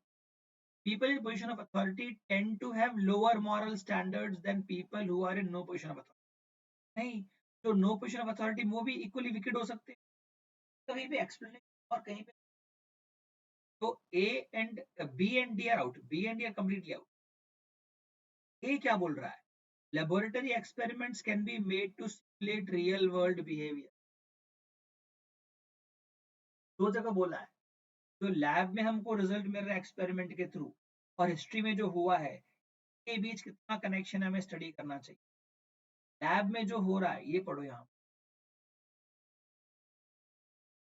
The laboratory problem is vivid, intense, and real. It is not something apart from life, but carries to an extreme and a very logical conclusion certain trends inherent in our ordinary functioning of lab में हो रहा है, वो real life में हो रहा है, वो सोशल वर्ल्ड में। ऐसे आपको दो दो एग्जाम्पल दिया, सोशल वर्ल्ड का एग्जाम्पल भी दिया है, और हिस्ट्री में जो डिप्लोरेबल एक्ट्स हुए सब example deplorable act. we have so often deplored throughout history. Question rises as to whether there is any connection between one we have studied on. यहाँ पर देखो, यहाँ पूछ रहा है कनेक्शन है क्या, और यहाँ पर एग्जाम्पल दे रहा है कि स्केल से फर्क नहीं पड़ता, नंबर से फर्क नहीं पड़ता, पॉलिटिकल से फर्क नहीं पड़ता, एज लॉन्ग एज उनके फीचर, ओबीडियंस का एक फीचर। ये कह रहा है आपसे लैब में आप स्टडी कर सकते लाइफ को। एग्जाम्पल दे रहा है आपको, laboratory experiment can be made to simulate real world भी। में क्यों गड़बड़ है? It is unfortunate people are often not in full control. ये उसने बोला है कि ये काफी ब्लीक होता है देखना, बट वो in the context of obedience था, कोई करना नहीं चाहता बट करना पड़ा, that is why the person can not control. यहाँ पर ओबीडियंस कहीं पे मेंशन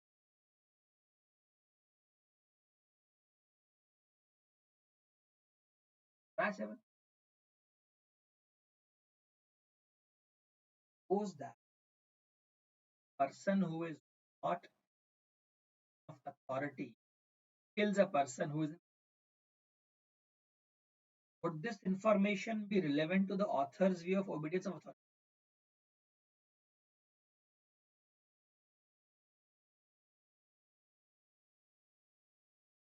ऑथर के लिए रिलेवेंट है, नहीं है, relevant under certain condition, only if two had a prior relation. अब आप ये कह रहे हो एक पर्सन ने अथॉरिटी वाले को मार दिया, अब मैं 2-3 कहानियां बनाता, ये अथॉरिटी वाला एनिमी था और इसके ऊपर अथॉरिटी कोई और था, ये सोल्जर है, इसको इसके जनरल ने बोला उसको मार, जनरल है तो ओबे कर रहा है ना। उल्टा, ये पर्सन इसी अथॉरिटी के अंडर में था, this person was under this authority, और इसने भी उल्टा पुल्टा काम करने कह दिया, इसने इसी को मार दिया। There are many things involved here, I am not able to connect this directly with the authors on obedience and authority. ये नहीं बोला ये जो अथॉरिटी वाला पर्सन है इसी का सुपीरियर था, तो इट इज रिलेवेंट और not, it will depend upon कौन से कॉन्टेक्स्ट की बात हो रही है। Option will be either C और डी। आप में से 2-3 लोगों ने सी बोला है, यहाँ सभी ने सी बोला। आपको कंटेक्स्ट देना पड़ेगा मुझे, किस किस सर्कमस्टेंस में ऐसा हुआ। क्या उसने अपने सुपीरियर को मारा, वो डिसोबे कर रहा है, तो आई अंडरस्टैंड। क्या उसने अपने सुपीरियर को ऑर्डर ले किसी और को मारा, अंडर सर्टेन सर्कमस्टेंसेस ये ऑथर के व्यू पॉइंट को सपोर्ट कर, अंडर सर्टेन अपोज कर, to give me more relevant information.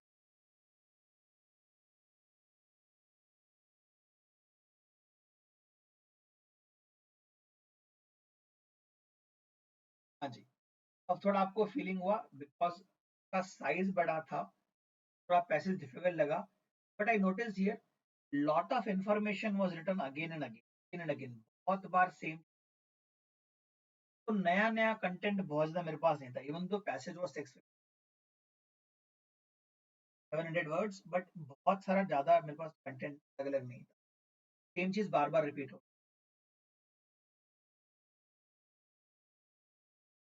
तो ask me easy moderate, I will say moderate, moderate easy किसी एंगल से नहीं बेटा, इजी ऐसे नहीं रख।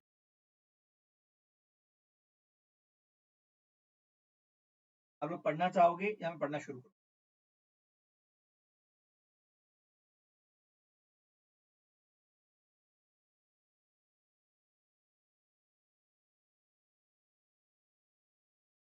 तो पढ़ोगे, ट्राई करोगे, 4 मिनट 5 चाहिए, yes no?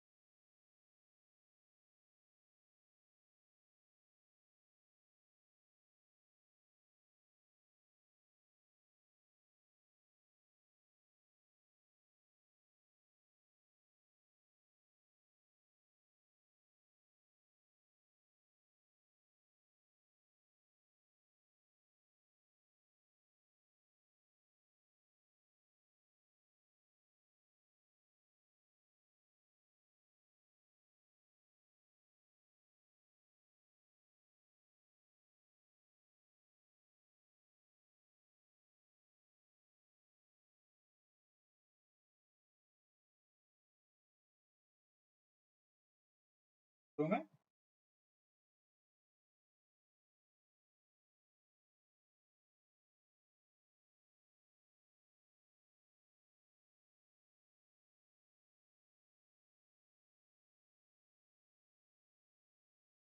although many may argue with my strength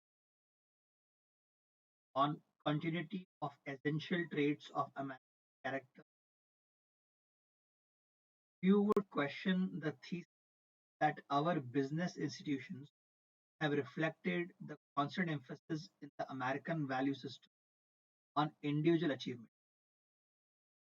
From the earliest comments of foreign travelers down to the present, individuals have identified a strong materialistic bent as characteristic American. तो author यहाँ पे दो लोगों की बातें कर रहा है ओपिनियन की अपनी फॉरेन ट्रैवल क्या बोल रहा है you can argue with me and I am saying that essential traits which are American character and religion have continued शुरू से ऐसा ही है बदला नहीं है but very few people will contest this very few people will question this thesis theory that American business reflects constant emphasis in American value system on individual achievement तो ये बोल रहा है भैया कि अमेरिकन वैल्यू जो है वो इंडिविजुअल इंडिविजुअल कहां पर इंडिविजुअल अचीवमेंट के बारे में है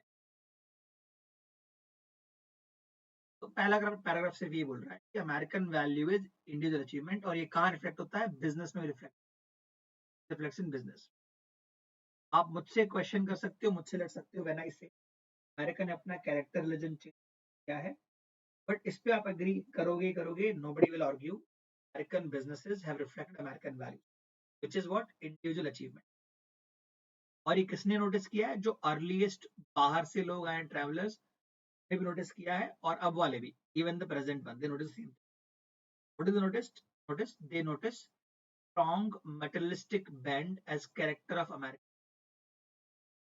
मटेरियल चाहिए सामान चाहिए पैसा चाहिए दौलत शौहरत the worship of dollar the desire to make profit worship of dollar ऐसे हाँ worship of dollar desire to make profit effort to get ahead तब रेस में आगे निकलना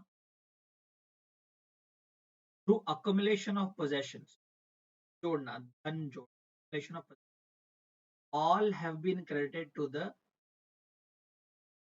egalitarian character of society let us say मेरे को इसका meaning नहीं दिस मीन्स इक्वल अपॉर्चुनिटी मेरे को नहीं पता आपको नहीं पता इक्वलिटेरियन मेरे को और आपको नहीं पता character of society some person noted in his discussion of consequence of a democracy's destruction of aristocracy ने कुछ लिखा है डेमोक्रेसी ने एरिस्टोक्रेसी को डिस्ट्रॉय कर दिया व्हाट इज एरिस्टोक्रेसी जहां पर आपके पास कोई किंग होता है क्वीन होती है उनके नीचे नोबल्स होते हैं उनके नीचे मंत्री होते हैं so on so on that is aristocracy इसे किसने डिस्ट्रॉय कर दिया डेमोक्रेसी ने डेमोक्रेसी डिस्ट्रॉय एरिस्टोक्रेसी तो उस पर क्या लिख रहा है ये पर्सन ये उसकी व्यू है not authors view some person named Tocqueville they have swept away the privileges of some of their fellow creatures which stood in their way but they have opened the door to universal competition इस बारे में लिख रहा है democracy has destroyed aristocracy what is aristocracy जहां पे आपके ऊपर राजा होता है मंत्री होते हैं नोबल होते हैं सो ऑन तो ये जो फ्यू है इनके राइट्स को डिस्ट्रॉय कर दिया इनको स्वैप अवे कर दिया इनको हटा दिया है इनकी प्रिविलेज खत्म कर दिया इन फ्यू ये ऊपर जो लोग हैं लेकिन इससे क्या हो गया doors have open to universal competition democracy में बेटा कंपटीशन ये इसके व्यूज है that is what I understand A study of comments on American workers of various 19th century foreign travelers reveal that most of these European writers कौन है writers जो travellers हैं वही राइटर्स हैं किसके ऊपर लिख रहे हैं अमेरिकन वर्कर्स के ऊपर among whom were a number of socialists concluded that social and economic democracy in America has an effect contrary to mitigating compensation of social status. अब बातें करें, मेरे को फिर से पढ़ना पड़ेगा, कुछ बड़ी बड़ी बातें हो रही. American secular and religious values both have facilitated the triumph of American capitalism and fostered status strife. American values जो कुछ भी हैं उनकी वजह से कैपिटलिज्म आगे बढ़ रहा है. Capitalism has one. Triumph of capitalism. ये हमेशा यूरोपियन लोग रोते रहते हैं अमेरिका जाने वाले. कौन कौन है इसमें, थोड़ा ध्यान देना. These people are writing on what? Workers. They're writing on American workers. Who are these people? They are coming from Europe. And some of them are socialists. Some of them are socialists. ये बोला यहाँ पे. ये क्या conclude कर रहे हैं, जो American social and economic democracy है, डेमोक्रेसी में कंपटीशन बढ़ जाता है, और ये इकोनॉमिक डेमोक्रेसी की बात कर रहा है. Economic democracy, where anyone can be anything, America का ड्रीम है. Has contrary effect. कॉन्ट्ररी उल्टा इफेक्ट है ऑन मिटिगेटिंग. मिटिगेटिंग मतलब like mitigating effects of poverty, mitigating effects of fever. Mitigating मतलब कम करना. Mitigating compensation for social status. पैसे देना, पैसे वैसे कम देने की बात कर रहे हैं डेमोक्रेसी. इकोनॉमिक डेमोक्रेसी में ऐसी बातें कर रहे हैं, और सोशलिस्ट ऐसी बातें करते हैं. Will do talk about the focus on. क्या बड़ा वर्ड है, इक्वालिटेरियनिज्म. इक्वालिटेरियनिज्म, बराबरी करना. And individual opportunity has also prevented the emergence of class conscious. थोड़ा इस वर्ड पे ध्यान देना, क्लास कॉन्शियस. हम हर किसी को बराबर चांस देंगे. हर एक बंदा इंडिविजुअल है, अपने पे लड़ो, अपने लिए जियो. When you talk about class, ये गरीब क्लास की बात कर रहा है. This continuation of this idea. जो सोशल और जो सोशलिस्ट लोग हैं, दे आर सेइंग ये जो फोकस है अमेरिका में इंडिविजुअल्स पे, इंडिविजुअल अचीवमेंट पे, उसकी वजह से क्लास कॉन्शियसनेस नहीं बन पा रही. जो गुट बनते हैं ना गरीबों के एक जगह, वो नहीं बनते. अमंग लिखा भी है, देखो, अमंग लोअर क्लासेस. अभी आगे लोअर क्लासेस के बीच में उन गरीबी को लेके कॉन्शियस नहीं बन पा रही है. हर कोई इंडिविजुअल देख रहा है. अभी नहीं करो, हम सब गरीब हैं, अगर वो अलग गरीब, मैं अलग गरीब, इंडिविजुअल है अभी भी. The absence of a socialist or labor party and historic weakness in trade unions appears to attest to the strength of values which depreciate a concern with the class. फिर एक बार समझता हूँ. सोशलिस्ट लोग रो रहे हैं that people are not class conscious. They're not aware of their own poverty. They're not aware of their own poverty. ऐसा क्यों है? क्योंकि एक तो इनके पास सोशलिस्ट लोग नहीं है, लेबर पार्टी नहीं है. They don't have labour party. हमारे लेबर में यू आता है, यहाँ पर लेबर है अमेरिकन इंग्लिश, लेबर पार्टी. और यहाँ की जो ट्रेड यूनियंस है वो वीक है. अमेरिका की जो ट्रेड यूनियंस है आर वीक. इसकी वजह से जो उनकी वैल्यूज हैं, strength of values which depreciate. Basically गरीबों का आप ध्यान नहीं रख रहे, ये सब नॉट केयरिंग फॉर पुअर, ये बातें हो रही. Although American labour movement is similar to others in many, क्योंकि ऑल्दो से शुरू करेगा तो उल्टी बात करेगा. जो बातें करे बेटा, although is a negative word, उल्टी बात करेगा. आपसे कह रहा है कि अमेरिकन लेबर मूवमेंट सिमिलर है दूसरों से कई रेस्पेक्ट में. इट डिफर्स, देखो अभी डिफर्स करना शुरू कर दिया, नेगेटिव बोलना शुरू कर दिया. From those of other stable democracies in ideology, class solidarity, tactics. क्यों डिफरेंट है? डिफरेंट कैसे कैसे है वो ध्यान देना. पता करेंगे क्या करते हैं. It is different from others in what? Ideology. तो यहाँ का लेबर मूवमेंट है, उसकी अलग धारणा, अलग सोच है as compare to other European countries और stable democracies. Stable democracy word use किया. Class solidarity, basically class solidarity मतलब गरीबों के साथ खड़े होना. गरीबों के साथ खड़ा नहीं होता अमेरिकन लेबर मूवमेंट, ये बोलना चाहता. टैक्टिक्स, टैक्टिक्स मतलब वही कैसे आप सिचुएशन हैंडल करते हो. Organisation structure, organisation structure and patterns of leadership behaviour. इनकी जो लीडरशिप है वो थोड़ा अलग बिहेव करते. इससे यूरोपियन वालों से बड़ी बड़ी बातें हो रही है। American unions are more conservative, they are more narrowly self interested. ये अपने काम में इंटरेस्टेड है, अपने काम से काम रखते हैं। American unions are more narrowly. से अगर ये डिफरेंसेस बता रहा है और इनको सेल्फ इंटरेस्टेड बोल रहा है, मतलब यूरोप वाले सेल्फ इंटरेस्टेड नहीं है या कम सेल्फ इंटरेस्टेड है। Their tactics are more militant. America वालों की जो टैक्टिक है वो मोर मिलिटेंट है। ये कंपैरिजन हो रहा है दो के बीच में, तो पॉइंट्स उठेंगे इसके ऊपर, अच्छे से लिखो इनको, ये ध्यान देना। They are more decentralised in their collective bargaining, मतलब कि ये मिल के बार्गेन नहीं करते, अपना अपना देखो टाइप का बार्गेन होता है। ये बोलना चाह रहा है यूनियंस के बीच में यूनिटी नहीं है। अच्छे से पढ़ो। They are more militant, American are more militant. They are more decentralised, मतलब एक कॉमन बॉडी नहीं है, कॉमन कंट्रोलिंग नहीं है। बोल भी रहा था यहाँ पे इनकी लीडरशिप अलग है, बाकी लोगों से इनका स्ट्रक्चर अलग है, बोल भी रहा था आगे स्ट्रक्चर अलग है। तो बेसिकली सपोर्ट कर रहा है उन दो पॉइंट्स को वापस फिर। And they have more full time salaried officials who are on a whole much more highly paid, मतलब इनके पास लोग हैं जो फुल टाइम पेमेंट है और बहुत पेमेंट मिलती है ऐसे यूनियन में official. American unions also have organized a smaller portion of labor force than the unions another. obvious सी बात है, आप अगर डिसेंट्रलाइज्ड हो, आप अगर टुकड़े टुकड़े में बटे हुए हो, तो आपकी जो खुद की लेबर फोर्स होगी वो कम होगी। यूरोपियन साइड में क्या है, बड़ी यूनियन होती है, सब लेबर अंडर होता है। तो ये सब सपोर्ट कर रहा है ऊपर के 4-5 पॉइंट कि आपका लेबर फोर्स जो है वो ज्यादा यूनियनाइज नहीं, स्ट्रक्चर्ड नहीं है। और पैराग्राफ बचे हैं, 2 पैराग्राफ और बचे। The growth of a large trade union move during 1930s together with greater political involvement of labor organizations politically involved थे, थोड़ा ध्यान से पढ़ना है यहाँ पे, in democratic party, अपनी पार्टी नहीं, डेमोक्रेटिक पार्टी में लोग इन्वॉल्व थे। suggest to some that the day long predicted by Marxists was arriving in which American working class would finally follow in the footsteps of its European brethren। ये जो working class है, जो अपने European भाई है, उनके जैसे ये लोग बिहेव करेंगे काम, ये कब लगने लगा उनको, 1930। क्यों लगने लगा वहां पे इनको, क्योंकि एक लार्ज मूवमेंट था, लार्ज ट्रेड यूनियन का मूवमेंट। और ये लोग किसको इन्फ्लुएंस करने लगे थे, पॉलिटिकल पार्टीज को भी इन्फ्लुएंस करने लगे थे,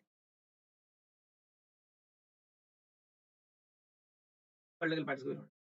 Such changes in structure of class relations seem to these observers to reflect the decline of opportunity and hardening of class line। ये जो चीजें दिख रही थी बाहर वालों को, अभी ये सब ऊपर क्या चल रहा था, आप इंडिविजुअल हो, अपना देखो, पैसा इकट्ठा करो, बाहर वालों को देख के लगे ये सब कम हो जाएगा।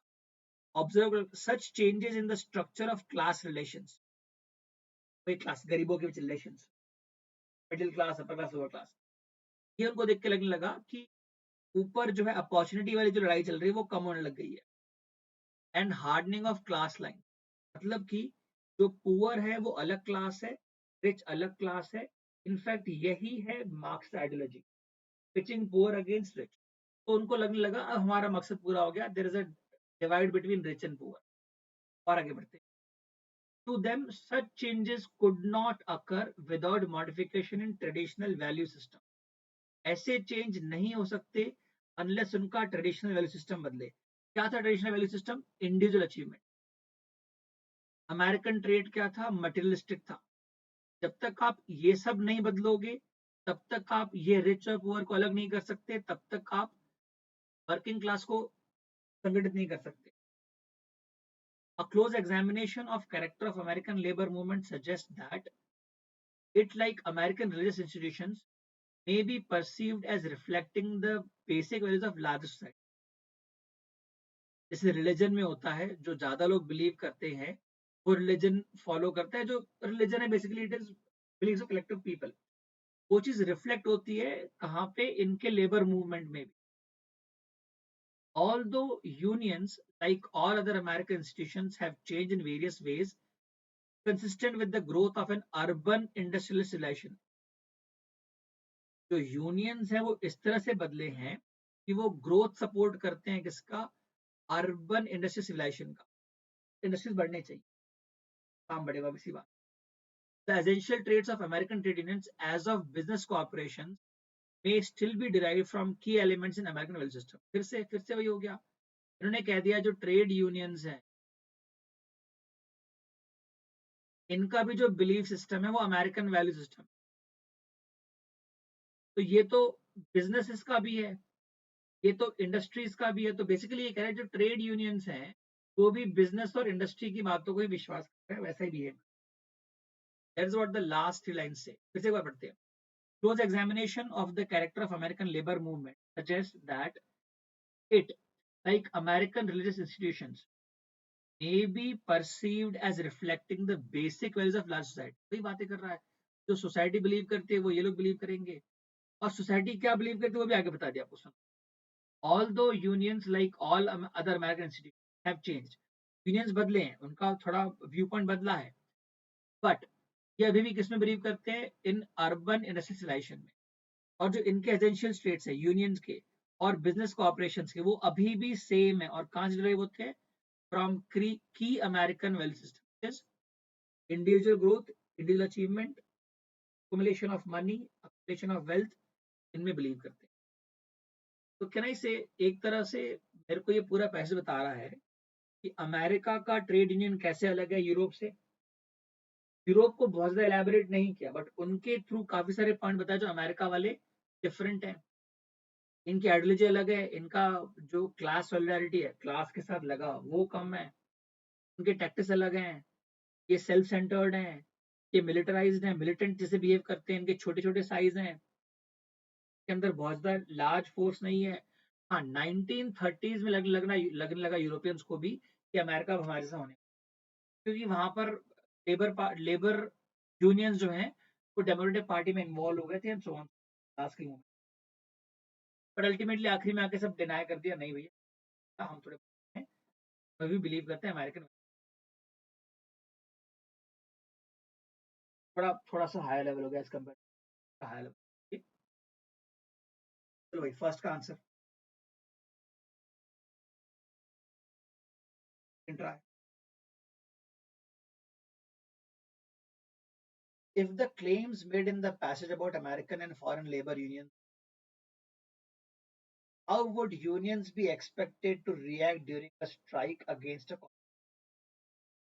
फिर से, अब जो क्लेम किए हैं पैसेज में, अब क्या क्या क्लेम किए, बहुत सारे क्लेम किए, मैं ढूंढूंगा लेबर यूनियंस को, American and foreign labour unions को लिए क्लेम किया कहीं पे, तो मैं ढूंढूंगा जाके। अगर वो सच है तो ट्रेड यूनियंस कैसे बिहेव करेंगे during a strike against a corporation. तो बेटा ये सब क्लेम किए इन्होंने यहाँ पे, कि आइडियोलॉजी अलग है, ये क्लास के साथ काम नहीं करते, सॉलिडारिटी नहीं है गरीबों के साथ में अमेरिकन, इनके टैक्टिक्स काम करने के तरीके अलग है, तो ऑर्गेनाइजेशन स्ट्रक्चर अलग है, इनका जो लीडरशिप है वो अलग है देन यूरोपियन, ये सब डिफरेंसेस कंपेयर किए थे। ये सेल्फ सेंटर्ड है, मिलिटेंट लोग। तो अगर अमेरिकन यूनियन अगर किसी के अगेंस्ट स्ट्राइक करते हैं तो क्या कर सकते हैं, labour unions would be less likely than foreign unions to use violence, violence कम इस्तेमाल करेंगे। American labour unions would be more likely than foreign unions to use violence, violence ज्यादा इस्तेमाल करेंगे। तो ये दोनों आपस में अपोजिट पॉइंट कह रहे हैं, अपोजिट बातें कर रहे हैं, वायलेंस नहीं करेंगे, वायलेंस करेंगे। American labor unions would be less likely than foreign unions to bargain with corporation। Bargaining करेंगे ये लोग सेंट्रलाइज नहीं होते, ये बोला था हमसे। American unions are more likely than foreign unions to bargain. आपने ये पढ़ा था ये लोग मिलिटेंट की तरह बिहेव करते हैं, आपने पढ़ा था their nature is of militant, यहाँ पढ़ा था लोगों ने। देखो ये लोग डिसेंट्रलाइज हैं, ये लोग कलेक्टिवली बार्गेन नहीं करते, एक साथ मिलके बार्गेन नहीं करते, बट बार्गेन नहीं करेंगे या करेंगे ये कहाँ बोला है बेटा, they are more likely to use violence against the corporation. American वाले जो हैं बिकॉज इनका militant nature, they are more likely to use bargain. देखो डिसेंट्रलाइज्ड है, का कोई पूरे होल अमेरिका का कॉमन सिंगल यूनियन नहीं, they are decentralised in their bargaining. तो बार्गेनिंग तो करेंगे ना, बट एज अ कलेक्टिव नहीं करेंगे। उसका कंपैरिजन नहीं है यूरोपियन से। क्या बोल रहा है ऑप्शन सी और डी, क्या बोल रहा है कि यूरोपियन वालों के कंपैरिजन में ये बार्गेन नहीं करेंगे कम। ऑप्शन डी बोल रहा है यूरोपियन वालों से ज्यादा बार्गेन करेंगे। सिर्फ ये बोला सेंट्रल अथॉरिटी नहीं है, सेंट्रल फिगर नहीं है, सेंट्रलाइज नहीं है इन देयर बार्गेनिंग, बट बार्गेनिंग तो करते हैं ना। तो बार्गेनिंग में कंपैरिजन नहीं है कम या ज्यादा का। B and D are talking about comparing the bargaining. C and D are comparing the bargaining part. बेटा B, American labour unions are more like than fire unions to use violence against a corporation. बोल तो ना यहाँ पे देखो ना आप, या मिलिटेंट नेचर।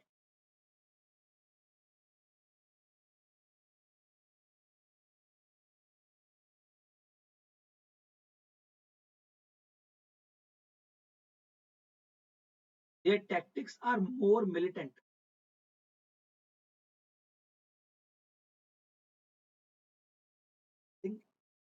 दो लोगों ने आंसर दोनों गलत है।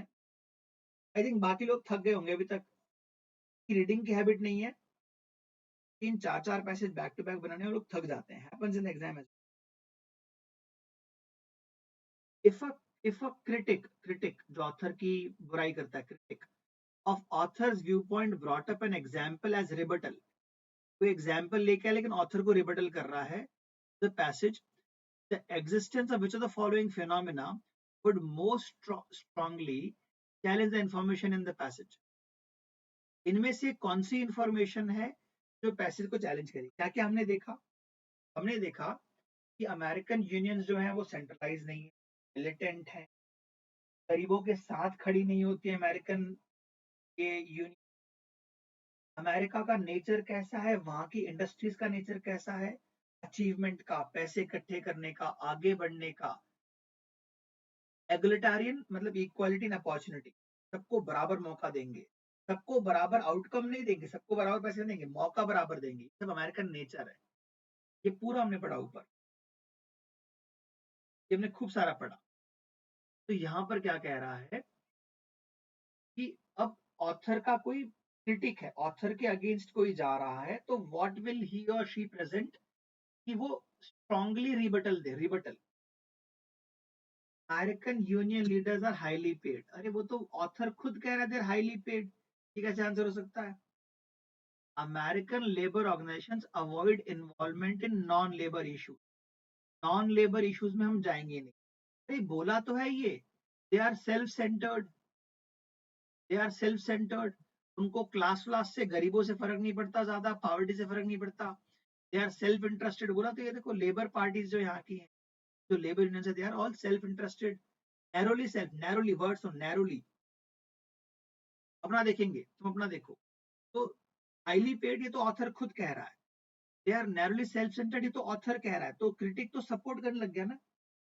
ए and B are gone. C, American workers with a weak sense of group solidarity. अरे ये तो ऑथर खुद कह रहा है। ऑथर खुद कह रहा है कि सॉलिडरिटी नहीं, गरीबों के लिए खड़े नहीं होते, आपस में उसी के लिए खड़े नहीं होते।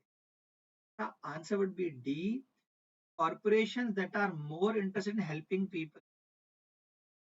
यहाँ पर किसी को हेल्प करने की बात नहीं हो रही है हर जगह पे। As a individual, as a industry, as a corporation achieve करने की बात हो रही है। तो अगर ये प्रूव कर दे कि वहां पर कॉरपोरेशंस, कंपनी, बिजनेसेस हेल्प कर रहे हैं गरीबों को, तो ऑथर के डी इज द आंसर। एक दो लोगों ने आंसर दिया, आई थिंक डी। इवेंचुअली आपका आंसर डी पिछले सवाल के था, इसके लिए था। कमेंट कमेंट, क्वेश्चन नंबर से कमेंट, पिछले के लिए था। Based upon the information given in the passage, which of the following is are not true? इनमें से क्या चीज सच नहीं? सच नहीं है मतलब फॉल्स है, और पैसेज में दिखना चाहिए, पैसेज में उसका प्रूफ होना चाहिए कि ये फॉल्स है। American society emphasizes class solidarity over individual achievement. झूठ बोल रहा है ना? हमने शुरू से पढ़ा है, इनफैक्ट 10 जगह बोला है क्लास सॉलिडारिटी तो है ही नहीं। Europeans are expecting there to be class solidarity, गरीबों के साथ खड़े होना। अमेरिकन सोसाइटी गरीबों के साथ खड़ी होती है, कब बोला? ओवर इंडिविजुअलिज्म, ये तो फॉल्स, पहला वाला ही फॉल्स है। ये फॉल्स है तो आंसर इज दिस और दिस, आंसर इज ए और answer is D. American unions are less interested in non-labor issues. Yes, American unions are self-centered. तो दूसरों के इशू में क्यों हाथ डालेंगे, ये तो ट्रू है। तो सेकंड वाला बाहर हो गया, answer has to be only. ऊपर बोला है American unions are very self centred, अपने में ही ध्यान देते हैं। तो नॉन लेबर इशू में क्यों हाथ डालेंगे? American labour organisation and American religion institution share same values. अरे बोला है, आखिरी लाइन देखो, ये लाइन देखो, ये लाइन देखो, जो एसेंशियल ट्रेड्स हैं बिजनेस के और यूनियन के, वो सेम है। किससे सेम है? American unions, American value system. Third वाला तो डेफिनेटली ट्रू है। देखो, अगर थर्ड वाला आपने प्रूव कर दिया, सेकंड वाला यू हैव डाउट, सेकंड में आपको डाउट है, थर्ड वाले को आपने ट्रू प्रूव कर दिया, तो थर्ड बाहर हो गया, तो ये बाहर हो गया। वन तो ट्रू था ही था, one is according to this.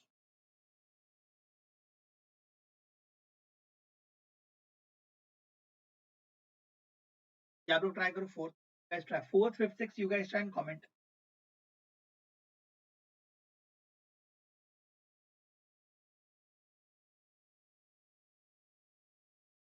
Suppose that an American union decides that its members should take active part in national politics. What effect would this information have on author's view? मुझे ना real life का नहीं पता, author के view पे क्या फर्क। अगर अमेरिकन यूनियन अपने लोगों से कहती है जाके चुनाव लड़ो, चुनाव लड़ना is not labour related. American unions are self centred, author के हिसाब से American unions are all self centred. तो ये ऑथर के व्यू को कॉन्ट्राडिक्ट नहीं कर रहा है क्या?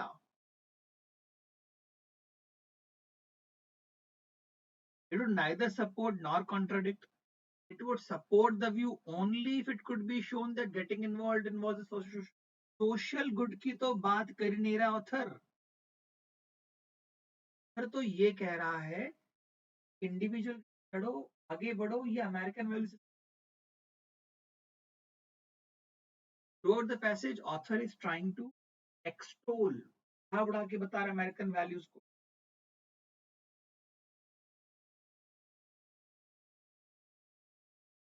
B Bombay guys, B Bombay contradict करेगा इनके व्यू को, उनके हिसाब से, के हिसाब से American Indians are short sided, self centred, क्या सोचते हैं। इनफैक्ट जब बोला भी है कि 1930s में चेंज आने वाला था, वहां पर लेबर यूनियंस ने डेमोक्रेटिक पार्टी के साथ मिलकर काम किया था, नॉन लड़े थे, they did not fight elections.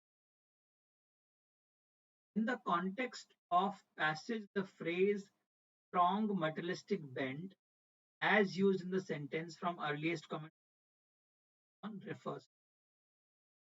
materialistic bent क्या होता है? पैसा इकट्ठा करना, आगे बढ़ना। यस, बड़ा आसान है, very good. According to the passage, according to the passage, all of the following have influenced the outlook of American labor movement। इनमें से कोई तीन ने फर्क दिया, इम्पैक्ट दिया लेबर मूवमेंट, एक ने नहीं दिया, उसका कोई रिलेशन नहीं। सेक्युलर वैल्यूज है, पहले पैराग्राफ में बोला, रिलीजियस वैल्यूज है, अर्बन इंडस्ट्रियलाइजेशन ये बनना चाहते हैं खुद, यस। फॉरेन लेबर मूवमेंट, पूरा रोना यही चल रहा है ना, तीन पैराग्राफ में आखिरी के, चार पैराग्राफ में आखिरी, that is the try, that is the statement being made कि बाहर के लेबर मूवमेंट अलग चल रहे हैं, अमेरिका अलग चल रहा है, अमेरिका वाले इन्फ्लुएंस नहीं हुए बाहर से, तो बाहर के मूवमेंट्स ने अमेरिकन पे कोई फर्क नहीं डाला। देखो यहाँ पढ़ो, क्या पैराग्राफ पढ़ो, देखो ये पढ़ो। जो अमेरिका का खुद कैरेक्टर है, रिलीजन है, वही दिखता है अमेरिकन वैल्यूज में, और बीच में सेक्युलर वर्ड भी यूज किया हुआ है यहाँ।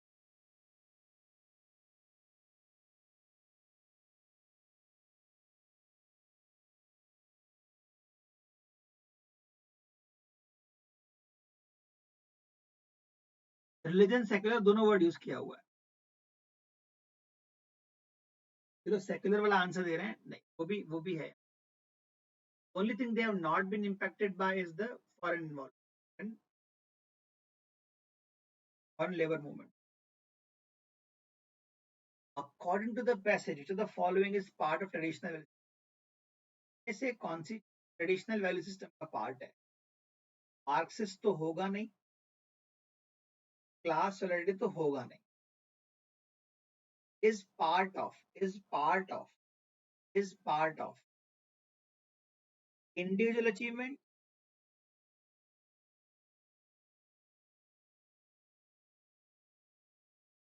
देखो क्योंकि कोट करके बोला है, मतलब किसे हम बोलते हैं ना कोट में डेवलप्ड इंडिया, तो किसने किसको रेफर कर रहा है?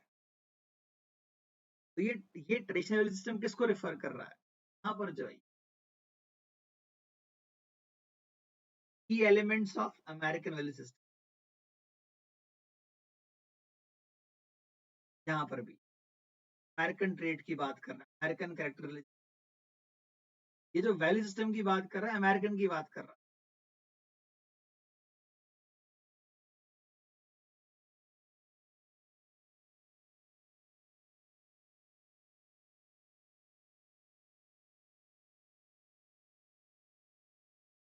नहीं नहीं नहीं, अपना बायस लिया है बेटा इसमें, तुम इंडियन लिया है इसमें, हम गरीबों की पहले सोचते हैं। ठीक है कोई नहीं।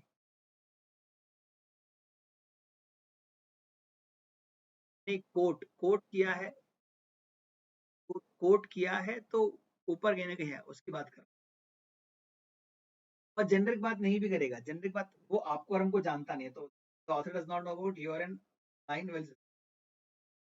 हाँ जी, इंडिविजुअल अचीवमेंट या अर्बन इंडस्ट्रियलाइजेशन, क्या है भैया traditional value system.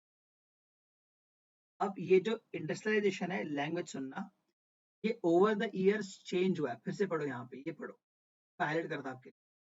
The essential traits of unions as of business competition, although unions like all other American institutions have changed in the various years and so on, अब change होने के बाद urban industrialisation की बात कर रहा है। मैं भी बी और सी में फंसता, लेकिन यहाँ पर धीरे धीरे चेंज होके उन्होंने बिलीव करना शुरू किया है इन अर्बन एंड इंडस्ट्रियलाइजेशन। यहाँ पर देखो ट्रेडिशनल की बात कर रहा है, पुराने जमाने की बात कर रहा है, ट्रेडिशनल इंडियन अचीवमेंट। जो पहला पैराग्राफ है उसी में इंडियन अचीवमेंट की बात हो गई, पहला पैराग्राफ। और वहां पर बोल भी रहा है कि अमेरिकन जो प्रॉपर्टी है, ये ट्रेड है, ये कंटिन्यू हुआ। ट्रेडिशनल वैल्यू सिस्टम की बात कर रहा है तो इंडिविजुअल अचीवमेंट की बात कर रहा है, नॉट अर्बन इंडस्ट्रियलाइजेशन की बात। वो तब हुआ जब थोड़े चेंजेस आना शुरू हुए, वो यूनियंस में, नॉट इन वैल्यू सिस्टम।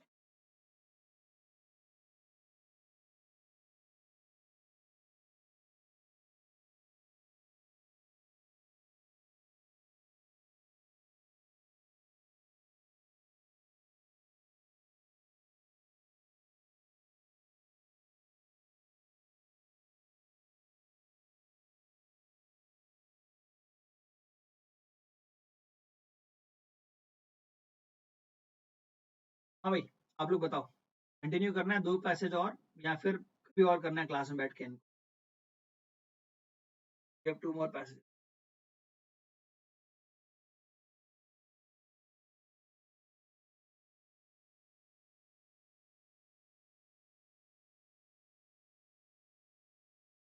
तो गाइस,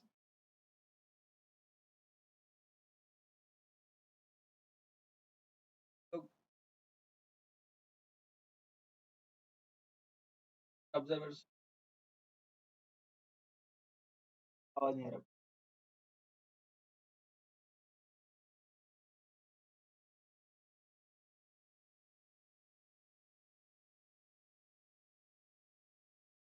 तो डिस्कस कोई भी कर सकते हैं। के बाद वाला एक ये मरीन लाइफ में बहुत आता है कैट में, बहुत कॉमन लाइफ के ऊपर क्वेश्चन, हिल्स के ऊपर आ चुका है, कोरल रीफ पे आ चुके हैं, अभी कोरल रीफ वाले उठाया मैंने ये वाला जो अभी, और आखिरी वाला जो है इट इज अबाउट डायनासोर्स।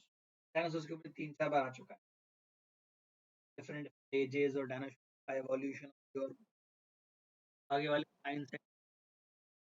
कोई